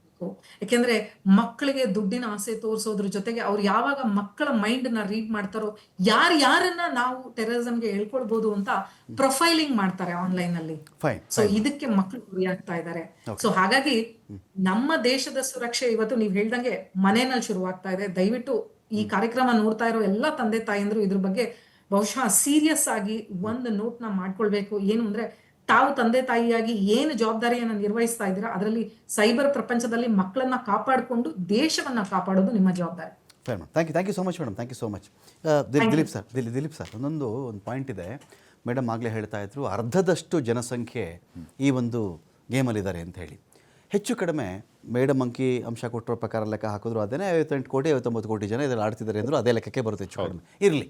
ಈ ಲೆಕ್ಕದ ಪ್ರಕಾರ ನಾವು ಹೋದರೂ ನೀವೇ ಹೇಳ್ತಾ ಇದ್ರಿ, 1,000 ಜನ ಇದನ್ನ ಆಡಿದ್ರೆ ಒಬ್ಬ ಕೂಡ ಗೆಲ್ಲೋದು ಕಷ್ಟ ಅಂತ ಹೇಳಿ. ಅಂದರೆ 59 ಕೋಟಿ ಜನರನ್ನ ಈ ದೇಶದಲ್ಲಿ ನಾವು ಬಡತನದ ಕೂಪಕ್ಕೋ ಮರಣದ ಕೂಪಕ್ಕೋ ನಾವು ದೂಡ್ತಾ ಇದ್ದೀವಿ ಅಂತ. ಹೌದು. 59 ಕೋಟಿ ಜನದಲ್ಲಿ 100 ಜನ ಗೆದ್ದಿರಬಹುದಾ, 200 ಜನ ಗೆದ್ದಿರಬಹುದಾ, 1000 ಜನ ಗೆದ್ದಿರಲಿ, 5,000 ಜನ ಗೆದ್ದುಬಿಟ್ಟಿರಲಿ ಸರ್. ಹೌದು. ಇನ್ನು ಉಳಿದಿರ್ತಕ್ಕಂಥ ಜನಗಳ ಲೆಕ್ಕ ಹಾಕಿದ್ರು 58-59 ಕೋಟಿ ಜನ ಈ ದೇಶದಲ್ಲಿ ಬಡತನದ ಕೂಪಕ್ಕೆ ಹೋಗ್ತಿದ್ದಾರೆ. ಅಂದರೆ ಬಡವರನ್ನು ಆಳೋದು ಈಸಿ, ಹತಾಶರನ್ನು ಆಳೋದು ಈಸಿ, ಏನೇನಿದೆ ಅವನೇನು ಮಾಡ್ಬಿಡ್ತಾನೆ ಮಹಾ ಅಂತ ಹೇಳಿ. ಇದಕ್ಕೆ ಒಂದು ಸೋಮೋಟೋ ಅಂತ ಏನೂ ಇಲ್ವಾ, ಒಂದು ಕಾನೂನು ಅಂತ ಏನೂ ಇಲ್ವಾ, ಕೋರ್ಟ್ ನೇರವಾಗಿ ಎಂಟ್ರಿ ಹಾಕಾಗಲ್ವಾ, ಏನು ಕಥೆ ಇದು? ಇವಾಗ ನಮ್ಮ ರಾಜ್ಯ ಸರ್ಕಾರ ಏನು ತರ್ತಾ ಇದೆ ಈ ಬಿಲ್ಲನ್ನ, ಅಂದರೆ ಕಾಯ್ದೆನ, ಅದು ತುಂಬ ಸ್ವಾಗತಾರ್ಹ ಅಂತ ಹೇಳ್ತೀನಿ. ಒಂದು. ಎರಡನೇದು, ಅದನ್ನು ಸ್ಟ್ರಿಕ್ಟಾಗಿ ಮಾಡಬೇಕು. ಈ ಥರ ಕಾನ್ಸೆಪ್ಟೇ ಬರಬಾರ್ದು ನಿಮ್ಮ ಮನಸ್ಸಲ್ಲಿ, ಬೆಟ್ಟಿಂಗ್ ಅನ್ನೋ ಕಾನ್ಸೆಪ್ಟೇ ಬರಬಾರ್ದು. ನೀನು ಕಾನ್ಸೆಪ್ಟ್ ನಿನಗೆ ಐಡಿಯಾಸ್ ಕೊಟ್ಟರೆ ಜನಗಳು ಅದನ್ನು ಅಟ್ಲೀಸ್ಟ್ ಹೆಂಗಿದೆ ಅಂತ ನೋಡಲಿಕ್ಕೆ ಒಂದು ಡೌನ್ಲೋಡ್ ಮಾಡ್ತಾರೆ, ಆಡ್ತಾರೆ. ಕರೆಕ್ಟ್. ಆಯ್ತಾ? ನಿಮಗೆ ಜನಗಳಿಗೆ ಈ ಪ್ಲಾನೇ ಕೊಟ್ಟಿಲ್ಲ. ಅಂಗಡಿ ಓಪನ್ ಮಾಡಿದ್ರೆ ವ್ಯಾಪಾರಕ್ಕೆ ಯಾರೋ ಬಂದೇ ಬರ್ತಾನೆ ಅಂತ ಬಂದೇ ಬರ್ತಾರೆ. ನಿಮ್ಮ ಮೊಬೈಲಲ್ಲಿ ಆ ಥರ ನಿಮಗೆ ಅಪ್ಲಿಕೇಶನ್ಸೇ ಇರಲ್ಲ ಅಂತ ಹೇಳಿದ್ರೆ ಯಾರು ಬರ್ತಾರೆ? ನಿಮಗೆ ಯಾರು ಬರಲ್ಲ, ಬೇರೆದು ನೋಡ್ತಾರೆ. ಜನ ಇನ್ನು ಫೇಸ್ಬುಕ್ಕಲ್ಲೇ ವಾಟ್ಸಪ್ಪಲ್ಲೇ ಬ್ಯುಸಿಯಾಗೇ ಇರ್ತಾರೆ, ಅಥವಾ ಬೇರೆ ಏನಾರ ಕೆಲಸ ಮಾಡ್ಕೋಬೋದು. ಸೊ ಹಾಗಾಗಿ ಇವಾಗ ಏನು ಕಾನೂನು ತರ್ತಾ ಇದ್ದಾರೆ, ಆ ಕಾನೂನಲ್ಲಿ ಕೆಲವೊಂದು ನಾನು ಓದಿದೆ, ಏನಾರು ನೋಂದಣಿ ಆಗಿರ್ತಕ್ಕಂಥ ಸಂಸ್ಥೆಗಳು ಇದನ್ನು ರನ್ ಮಾಡ್ಬೋದು ಅಂತ ಇದೆ. ಅಂದರೆ ಇದನ್ನು ನನ್ನ ಸ್ಟೇಟ್ ಗೌರ್ಮೆಂಟ್ ಕಂಟ್ರೋಲಿಗೆ ತಗೋತೀನಿ, ನೀನು ನೋಂದಣಿ ಆಗಿದೆಯಾ, ನೀನು ಬಿಸ್ನೆಸ್ ಮಾಡು ಅಂತ ಹೇಳ್ಬಿಟ್ಟು. ಓಕೆ. ಒಂದು ಅಂದರೆ ಇಂಡೈರೆಕ್ಟಾಗಿ ನಾನು ಬಿಸ್ನೆಸ್ ಮಾಡುವಂತನೇ ಇದು ಬರ್ತಾ ಇದೆ. ಅದು ನನ್ನ ಸಜೆಷನ್ ಏನಂತ, ಜೂಜಾಡ್ಕೋ, ರಿಜಿಸ್ಟರ್ ಮಾಡ್ಕೊಂಡು ಜೂಜಾಡ್ಕೋ ಅಂತ. ನೀನು ಎಲ್ಲ ಥರ ಬೆಟ್ಟಿಂಗನ್ನು ನಿಷೇಧ ಮಾಡು. ನೀನು ಹೆಂಗೆ ಹಿಂದೆ ಸಾರಾಯಿ ನಿಷೇಧ ಮಾಡಿದ್ವಿ, ನೀವು ಒಂದಂಕಿ ಲಾಟ್ರಿನ ಯಾವ ಥರ ನಿಷೇಧ ಮಾಡಿದ್ರಿ, ಇದನ್ನು ನಿಷೇಧ ಮಾಡಿ, ಇದನ್ನು ನಿಷೇಧ ಮಾಡಿ. ರೇಸ್ ಕೋರ್ಸು ನಿಷೇಧ ಮಾಡಿ. ಏನು ನಿಮಗೆ ಇಲ್ಲಿ ಇಸ್ಪೀಟ್ ಅಡ್ಡೆಗಳಿದ್ದಾವೆ, ಕ್ಲಬ್ಗಳಿದ್ದಾವೆ, ಅದನ್ನು ಕೂಡ ನೀವು ಬ್ಯಾನ್ ಮಾಡಿ. ಆಯಿತಾ? ಇವಾಗ ಈ ಆನ್ಲೈನ್ ಏನು ಗೇಮ್ಸ್ ಇದ್ರದ್ದೇನಿದೆ, ಇದನ್ನು ಕೂಡ ತಾವು ಬ್ಯಾನ್ ಮಾಡಿದರೆ ಜನಗಳಿಗೆ ಓಕೆ ಸದ್ಯದ ಮಟ್ಟಿಗೆ ಅವಕಾಶ ಯಾವುದು ಇರಲ್ಲ. ಅಂದರೆ ಈ ರೀತಿ ಆಡಲಿಕ್ಕೆ. ಓಕೆ. ಅಂದರೆ ಒಂದನ್ನ ಬ್ಯಾನ್ ಮಾಡಿದರೆ ನಿಮಗೆ ಇನ್ನೊಂದು ರೀತಿಲಿ ಜನ ಇನ್ನೊಂದು ದಾರಿ ಹುಡ್ಕೊಳೋದು ಅಂತೇಳ್ಬಿಟ್ಟು ಇದೆ. ಫಾರ್ ಎಕ್ಸಾಂಪಲ್, ಗೋವಾದಲ್ಲಿ ಲ್ಯಾಂಡ್ ಮೇಲೆ ಕ್ಯಾಸಿನೋ ಆಡಂಗಿಲ್ಲ ಅಂತ ಹೇಳ್ತಾರೆ, ಅವ್ರು ಸಮುದ್ರದ ಮೇಲೆ ಕರ್ಕೊಂಡು ಹೋಗ್ತಾರೆ. ಕರೆಕ್ಟ್. ಸೊ ಇಲ್ಲಿನ ಜನಗಳು ನಿಮಗೆ ಶ್ರೀಲಂಕಾಕ್ಕೆ ಟ್ರಿಪ್ ಅಂತ ಕರ್ಕೊಂಡು ಹೋಗ್ತಾರೆ, ಅಂದರೆ ಈ ಗ್ಯಾಮ್ಲರ್ಸ್ನ ಅಲ್ಲೋಗ್ಬಿಟ್ಟು ಆಡ್ಲಿಕ್ಕೆ ಬರೋದು. ಇಟ್ಸ್ ನಥಿಂಗ್ ಬಟ್ ಟೂರ್ ಆಗುತ್ತೆ, ಇದು ಗ್ಯಾಮ್ಲಿಂಗು ಆಗುತ್ತೆ. ಸೊ ಹಾಗಾಗಿ ನಾವು ಏನೇ ಕಾಯ್ದೆ ಮಾಡಿದ್ರು ಅದನ್ನ ದಾರಿ ತಪ್ಪಿಸುವ ಜನಗಳು ತುಂಬ ಇದ್ದಾರೆ. ಅಂದರೆ ಒಂದು ಹೊಸ ಐಡಿಯಾ ಹುಡ್ಕೊಂಡು ಬೇರೆ ರೀತಿಲಿ ನಾನು ಆಡ್ಸೋದು. ಓಕೆ. ಸೊ ಹಾಗಾಗಿ ಅಟ್ಲೀಸ್ಟು ನೀವು ಪ್ರೆಸೆಂಟ್ ನೀವೆಲ್ಲದನ್ನೂ ಕೂಡ ಬ್ಯಾನ್ ಮಾಡಿದ್ರೆ ಆ ಟೈಮ್ ಗ್ಯಾಪ್ ಇದೆಯಲ್ಲ, ಇನ್ನೊಂದು ದಾರಿ ಹುಡ್ಕೋದು, ಅಷ್ಟರಲ್ಲಿ ಸುಮಾರು ಜನ ಬದುಕ್ಬೋದೇನೋ ಅಂತ ಹೇಳ್ಬಿಟ್ಟು ಅಷ್ಟೇ. ಈಗ ನಮ್ಮೊಂದಿಗೆ ಮಾಜಿ ಗೃಹ ಸಚಿವರಾಗಿರ್ತಕ್ಕಂಥ ಆರ್ಗ ಜ್ಞಾನೇಂದ್ರ ಸರ್ ಇದ್ದಾರೆ, ಮಾತಾಡ್ತೀನಿ ಅವ್ರನ್ನ. ಆರ್ಗ ಜ್ಞಾನೇಂದ್ರ ಸರ್, ನಮಸ್ಕಾರ. ನಮಸ್ಕಾರ ಸರ್. ಸರ್, ನಾವಿವತ್ತು ಈ ಆನ್ಲೈನ್ ಬೆಟ್ಟಿಂಗ್ ವಿಚಾರಕ್ಕೆ ಸಂಬಂಧಪಟ್ಟಂತೆ ಸರ್ಕಾರ ಒಂದು ನಿರ್ಧಾರಕ್ಕೆ ಬರೋ ರೀತಿಯಲ್ಲಿ ಕಾಣಿಸ್ತಾ ಇದೆ. ಈ ಒಂದು ವಿಚಾರದಲ್ಲಿ ಒಂದಷ್ಟು ಪ್ರಾಧಿಕಾರ ರಚನೆ ಮಾಡಬೇಕು, ಕಂಟ್ರೋಲ್ ತೊಗೊಳ್ಬೇಕು ಅಂಥೇಳಿ. ಸರ್, ನೀವು BJP ಅವರು ಅಂತನೋ ರಾಜಕಾರಣಿ ಅಂತ ನಾನು ಈ ಪ್ರಶ್ನೆ ಕೇಳ್ತಾ ಇಲ್ಲ ಸರ್. ನೀವು ಯಾವುದೇ ಪಾರ್ಟಿಯವರಾಗಿರಲಿ, ದೇಶಾದ್ಯಂತಕ್ಕೂ ಅಪ್ಲೈ ಮಾಡಿಕೊಂಡು ರಾಜ್ಯಕ್ಕೂ ಅಪ್ಲೈ ಮಾಡಿ ಕೇಳ್ತಾ ಇದ್ದೀನಿ. ಸುಮಾರು 60 ಕೋಟಿ ಜನ ಈ ಒಂದು ಬೆಟ್ಟಿಂಗ್ ದಂಧೆಯಲ್ಲಿ ಇದ್ದಾರೆ ಅಂತ ಹೇಳಿದ್ರೆ, 60 ಕೋಟಿ ಜನರ ಒಂದು 5,000 10,000 ಜನನ ಗೆಲ್ಲೋರು ಬಿಟ್ಟುಬಿಟ್ರೆ ಉಳಿದವರೆಲ್ಲರೂ ಬಡವರಾಗ್ತಾ ಇದ್ದಾರೆ, ಕಡು ಬಡವರಾಗ್ತಾ ಇದ್ದಾರೆ, ಆತ್ಮಹತ್ಯೆಗೆ ರೆಡಿ ಆಗ್ತಾ ಇದ್ದಾರೆ ಅಂತ ಅರ್ಥ ಸರ್. ಏನು ಮಾಡಬಹುದು ಸರ್ ಒಂದು ವ್ಯವಸ್ಥೆಯ ಒಂದು ಭಾಗವಾಗಿ ನಾವು ಅಂತ? ನೋಡಿ, ಆತ್ಮಹತ್ಯೆಗೆ ರೆಡಿ ಆಗೋದಲ್ಲ. ಬಹುಶಃ ಲೆಕ್ಕ ತೆಗೆದ್ರೆ ಎಷ್ಟು ಸಾವಿರ ಜನ ಯುವಕರು ಆತ್ಮಹತ್ಯೆ ಮಾಡ್ಕೊಂಡಿದ್ದಾರೆ ಅಂತ ಹೇಳಿ ನಿಮ್ಗೆ ಒಂದು ಆಘಾತಕಾರಿಯಾಗಿರ್ತಕ್ಕಂಥ ಫಿಗರ್ ಸಿಗ್ತದೆ. Correct sir. ನಾನು ಗೃಹ ಸಚಿವನಾಗಿದ್ದಾಗ ಇವೆಲ್ಲವನ್ನೂ ಕೂಡ ಯೋಚನೆ ಮಾಡಿ ನಮ್ಮ ಸರ್ಕಾರದಲ್ಲಿ ಕೂತು ಕಾಯ್ದೆಯನ್ನ ರಚನೆ ಮಾಡಿದ್ವಿ. ನಾನೇ ಮಂಡನೆ ಮಾಡಿದೆ ವಿಧಾನಸಭೆಯ ಒಳಗಡೆ. ಇಲ್ಲ, ವಿಧಾನಸಭೆಯ ಒಳಗಡೆ ನಾನೇ ಮಂಡನೆ ಮಾಡಿದ್ದೆ ಆ ಕಾಯ್ದೆಯನ್ನ. ಕಾಯ್ದೆ ಪಾಸ್ ಆಗೋದಕ್ಕಿಂತ ಮೊದಲು, ಹಲೋ ಕೇಳಿಸ್ತಾ ಇದೆ. ಕಾಯ್ದೆ ಪಾಸ್ ಆಗೋದಕ್ಕಿಂತ ಮೊದಲು ನನ್ನ ಮೇಲೆ ತುಂಬಾ ಒತ್ತಡ ಬಂತು. ಇದನ್ನ ಮಾಡಬೇಡಿ, ಇದು ಸರ್ಕಾರಕ್ಕೆ ಆದಾಯ ಬರ್ತದೆ, ಹಾಗೆ ಹೀಗೆ ಅಂತ ಹೇಳಿ ಬೇರೆ ಬಾಂಬೆ, ಡೆಲ್ಲಿ, ಇಲ್ಲಿಂದ ಎಲ್ಲ ನಮ್ಮ ಮೇಲೆ ಒತ್ತಡ. ಯಾವ್ದನ್ನು ಕೂಡ ಕೇರ್ ಮಾಡ್ದೇನೆ ಜನರ ಉಳಿವು, ನಾಳೆ ಯುವಕರ ಭವಿಷ್ಯದ ದೃಷ್ಟಿಯಿಂದ ಇದು ಮಾಡ್ಲೇಬೇಕು ಅಂತ ಹೇಳಿ ನಾವು ಮಾಡಾಕಿದ್ವಿ. ನೀವು ಎಷ್ಟರ ಮಟ್ಟಿಗೆ ಅಂತ ಹೇಳಿದ್ರೆ, ಬಾಂಬೆಯಿಂದ ಬಂದಂತ ಒಂದು ಟೀಮು ನೀವು ಮಾಡಿದ್ರೆ ನಾವು ಅದನ್ನ ಸ್ಟೇ ಮಾಡಿಸ್ತೀವಿ ಅಂತ ಹೇಳಿದ್ರು. ಓಕೆ. ನಾನು ಹೆದರಿಸಿ ಓಡಿಸ್ದೆ ನನ್ನ ಚೇಂಬರ್ ಇಂದ. ಏನ್ ನನ್ನನ್ನ ಥ್ರೆಟನ್ ಮಾಡ್ಲಿಕ್ಕೆ ಬಂದಿದ್ದೀರಿ, ನೀವು ಕೋರ್ಟಿಗೆ ಹೋಗಿ ಮಾಡಿಸ್ತೀನಿ ಅಂದ್ರೆ ಅಲ್ಲಿ ಮಾಡಿಸು ನೀನು, ನನ್ನ ಎದುರುಗಡೆ ಇದನ್ನ ಹೇಳ್ಬಾರ್ದು ಅಂತ ಹೇಳಿ ಕಳಿಸ್ದೆ. ನನ್ನ DG ಇದ್ರು ನಮ್ ಜೊತೆಗೆ, ನಮ್ಮ ಪ್ರಿನ್ಸಿಪಲ್ ಸೆಕ್ರೆಟರಿ ಅವತ್ತಿದ್ರು, ಒಟ್ಟಿಗೆ ಕೂತ್ಕೊಂಡು ಮಾತಾಡ್ತಾ ಇದ್ವಿ. ಈ ಸ್ಥಿತಿನಲ್ಲಿ ಒಂದು ಕಾಯ್ದೆಯನ್ನ ಮಾಡಿ ನಾವು ತಂದ್ವಿ. ಕಾಯ್ದೆಯನ್ನ ಕೋರ್ಟ್ ನಲ್ಲಿ ಸ್ಟೇ ಮಾಡಿಸಿದ್ರು ಅವರು, ಸ್ಟೇ ಮಾಡಿಸಿದ್ರು. ಆಮೇಲೆ ನಾವು ಇವತ್ತೇನು ಇವ್ರು ತರ್ತಾ ಇದ್ದಾರಲ್ಲ, ಈ ಕಾಯ್ದೆಯ ಡ್ರಾಫ್ಟ್ ಅನ್ನು ಕೂಡ ನಾವು ಮಾಡಿ ಇಟ್ಟಿದ್ವಿ, ಸ್ಪ್ಲಿಟ್ ಮಾಡಿ ಅದನ್ನ ಮಾಡಿ ಇಟ್ಟಿದ್ವಿ. ಓಕೆ. ಹಾಗಾಗಿ ಯಾವುದು ಚಾನ್ಸ್ ಇದು ಗೇಮು, ಯಾವ್ದು ಸ್ಕಿಲ್ ಗೇಮ್ ಅಂತ ಹೇಳಿ 2 ರೀತಿ ಟೈಪ್ ನಲ್ಲಿ ಮಾಡಿಟ್ಟಿದ್ವಿ. ಓಕೆ. ಸ್ಕಿಲ್ ಅನ್ನ ಅಲೋ ಮಾಡ್ಬೇಕು. ಯಾರೋ ಒಬ್ಬ ವ್ಯಕ್ತಿಯ ಸ್ಕಿಲ್ ಇಂದ ಒಂದು ಗೇಮ್ ಅನ್ನ ಗೆಲ್ತಾನೆ ಅಂತ ಹೇಳಿದ್ರೆ ಸರಿ ಇದೆ ಅದು. ಓಕೆ. ಅದಕ್ಕೆ ಲೈಸೆನ್ಸ್ ಇದು ಮಾಡ್ಬೇಕಾಗ್ತದೆ. ಏನು ಚಾನ್ಸ್ ಗೇಮ್ ಇದೆಯಲ್ಲ ಅದ್ರ ಬಗ್ಗೆ ರಿಸ್ಟ್ರಿಕ್ಷನ್ಸ್ ಹಾಕಿ ಅದನ್ನ ಬ್ಯಾನ್ ಮಾಡ್ಬೇಕಾಗ್ತದೆ. ಇದನ್ನ ಕೋರ್ಟ್ ಕೂಡ ಹೇಳಿದೆ ಅವತ್ತು. ನಾವ್ ಇದನ್ನ ಡ್ರಾಫ್ಟ್ ಮಾಡುವಾಗ ನಮ್ ಸರ್ಕಾರ ಹೋಯ್ತು, ಅದು ಹಾಗೆ ಇತ್ತು. ಈಗ ರಾಜ್ಯ ಸರ್ಕಾರ ಅದನ್ನ ಜಾರಿಗೆ ತರ್ತಾ ಇದೆ, ನಾನು ಸ್ವಾಗತ ಮಾಡ್ತಾ ಇದ್ದೀನಿ. ಬಹಳಷ್ಟು ಜನರ ಬದುಕಿಗೆ ಒಂದು ಬೆಳಕಾಗ್ತದೆ. ನಾನು ನಮ್ಮ ಏರಿಯಾದಲ್ಲಿ ನೀವು ಒಂದ್ಸರಿ ಗಮನಿಸಿದ್ರೆ ಸಾಕಾಗುತ್ತೆ. ಸ್ವಲ್ಪ ಅನುಕೂಲಸ್ಥರ ಮಕ್ಕಳು ಸಾಲ ಮಾಡಿ ಆಸ್ತಿ ಎಲ್ಲ ಕಳೆದು ಇವತ್ತು ಆತ್ಮಹತ್ಯೆ ನೇಣಿಗೆ ಶರಣಾಗಿದ್ದಾರೆ. ಅಂತ ಒಂದು ಪರಿಸ್ಥಿತಿ ನಮ್ಮ ದೇಶದಲ್ಲಿ ಇರಬಾರ್ದು. ತಕ್ಷಣ ಇದು ಜಾರಿಗೆ ತರುವಂತ ಅವಶ್ಯಕತೆ ಇದೆ. Thank you so much sir, TV5 ಜೊತೆಯಲ್ಲಿ ಮಾತನಾಡೋದಕ್ಕಾಗಿ ಥ್ಯಾಂಕ್ ಯು ಸೋ ಮಚ್. ಇದರೊಂದಿಗೆ ನಾನು ಉಮೇಶ್ ಸರ್ಗೂ ಥ್ಯಾಂಕ್ಸ್ ಹೇಳ್ತಾ ಇದ್ದೀನಿ. ಅನಂತರದಲ್ಲಿ ದಿಲೀಪ್ ಸರ್ ಸಾಕಷ್ಟು ವಿಷಯಗಳ ಬಗ್ಗೆ ಮಾಹಿತಿ ಕೊಟ್ಟಿದ್ದೀರಿ. Thank you so much. Thank you. ನನ್ನ ಕಟ್ಟೆ ರಿಕ್ವೆಸ್ಟ್ ಇಷ್ಟ, ದೇಶದಲ್ಲಿ ಒಂದು 60 ಕೋಟಿ ಜನರನ್ನು ಬಡತನದ ಕೂಪಕ್ಕೆ ತಳ್ತಾ ಇದೆ ಆನ್ಲೈನ್ ಬೆಟ್ಟಿಂಗ್. ಏನು ಮಾಡಬೇಕು ಈ ಕೂಪದಿಂದ ಆಚೆ ತರಬೇಕು ಅಂತ ಹೇಳಿದ್ರೆ, ಮೊಟ್ಟ ಮೊದಲಿಗೆ ನಮಗೆ ಬೆಟ್ಟಿಂಗ್ ಯಾಕೆ ಬೇಕ್ರಿ, ಏನಕ್ಕೆ ಬೇಕು ಹೇಳಿ. ದಿಢೀರ್ ಶ್ರೀಮಂತ, ನಿಮ್ಗೆ ಯಾವಾಗಲೂ ತಿಳ್ಕೊಳ್ಳಿ, ಅವನು ಯಾರೋ ಲಾಟ್ರಿ ಗೆದ್ದಂತೆ 10 ಕೋಟಿ ಬಂದುಬಿಡುತ್ತಂತೆ. ಗೋವಾಗೆ ಹೋಗಿದ್ದಂತೆ ಮೊನ್ನೆ ಒಬ್ಬ 50,000 ತೊಗೊಂಡೋಗಿದ್ದಂತಮ್ಮ, 25 ಲಕ್ಷ ಗೆದ್ಕೊಂಡು ಬಂದಂತಮ್ಮ. ಇದೆಲ್ಲ ಏನಿದೆಯಲ್ಲ, ಒಂದು 1,000 ಜನ ನಮ್ಮ ಕರ್ನಾಟಕದಿಂದ ಹೋಗಿರಲಿ, ಉದಾಹರಣೆಗೆ ಹೇಳ್ತಾ ಇದ್ದೀನಿ. 1000 ಜನ ಹೋಗಿರಲಿ, ಒಬ್ಬನ ಗೆಲ್ಲಿಸಿ ಕಳಿಸ್ತಾರೆ. ಅಡ್ವರ್ಟೈಸ್ ಮಾಡೋಕ್ಕೆ ಬೇಕಲ್ಲ, ಅವನು ಗೆದ್ದ ಅಂದಾಗ ಈ ಒಬ್ಬ ಗೆದ್ದಿರೋದನ್ನ ನೋಡಿಕೊಂಡು 50,000 ಜನ ಮತ್ತೆ ಎಂಟ್ರಿ ಆಗ್ತಾರೆ. ಅದಕ್ಕೆ 50,000 ಜನ ತಲಾ 55,000 ಕಳ್ಕೊಂಡು ಎಷ್ಟಾಯಿತು, ನೀವು ಲೆಕ್ಕ ನೀವು ಹಾಕ್ಕೊಳ್ಳಿ. ಮನೆಯಲ್ಲಿ ಮಕ್ಕಳು ಈ ಥರದ್ದೇನಾದರೂ ಚಟಕ್ಕೆ ಬಿದ್ದಿದ್ದಾರೆ ಅಂತ ಹೇಳಿದ್ರೆ ಪೋಷಕರೇ ಎಚ್ಚೆತ್ತುಕೊಳ್ಳಿ. ಪೋಷಕರೇ ಈ ಥರ ಚಟಕ್ಕೆ ಬಿದ್ದಿದ್ರೆ ನಿಮ್ಮ ಮನೆ, ಗಾಂಧೀಜಿ ಹೇಳ್ತಾ ಇದ್ರು ಕುಡಿತದಿಂದ ಸರ್ವನಾಶ ಅಂಥೇಳಿ. ಬೆಟ್ಟಿ ಅದಕ್ಕಿಂತ ಒಂದು ಸ್ಟೇಜ್ ಮುಂದೆ ಹೋಗಿ ಹೇಳ್ಬೋದು, ಕುಡಿತ ಆದ್ರೂ 20-30 ವರ್ಷ ಟೈಮ್ ಆದರೂ ಕೊಡಬಹುದೇನೋ. ಬೆಟ್ಟಿಂಗ್ ಇದೆಯಲ್ಲ, 20-30 ವರ್ಷದ ಅವಶ್ಯಕತೆನೇ ಇಲ್ಲ, 1 ವರ್ಷ ಸಾಕು, 6 ತಿಂಗಳು ಸಾಕು, 3 ತಿಂಗಳು ಸಾಕು, ನಿಮ್ಮನ್ನು ಬೀದಿಗೆ ತಂದು ನಿಲ್ಲಿಸ್ಬಿಡುತ್ತೆ. ಹಾಗಾಗಿ ಈ ಬೆಟ್ಟಿಂಗ್ ಎನ್ನುವ ಚಟದಿಂದ ದೂರ ಇರಿ ಅಂತ ಹೇಳ್ತಾ ಡಿಬೇಟ್ ಮುಗಿಸ್ತಾ ಇದ್ದೀನಿ. ನಮಸ್ಕಾರ.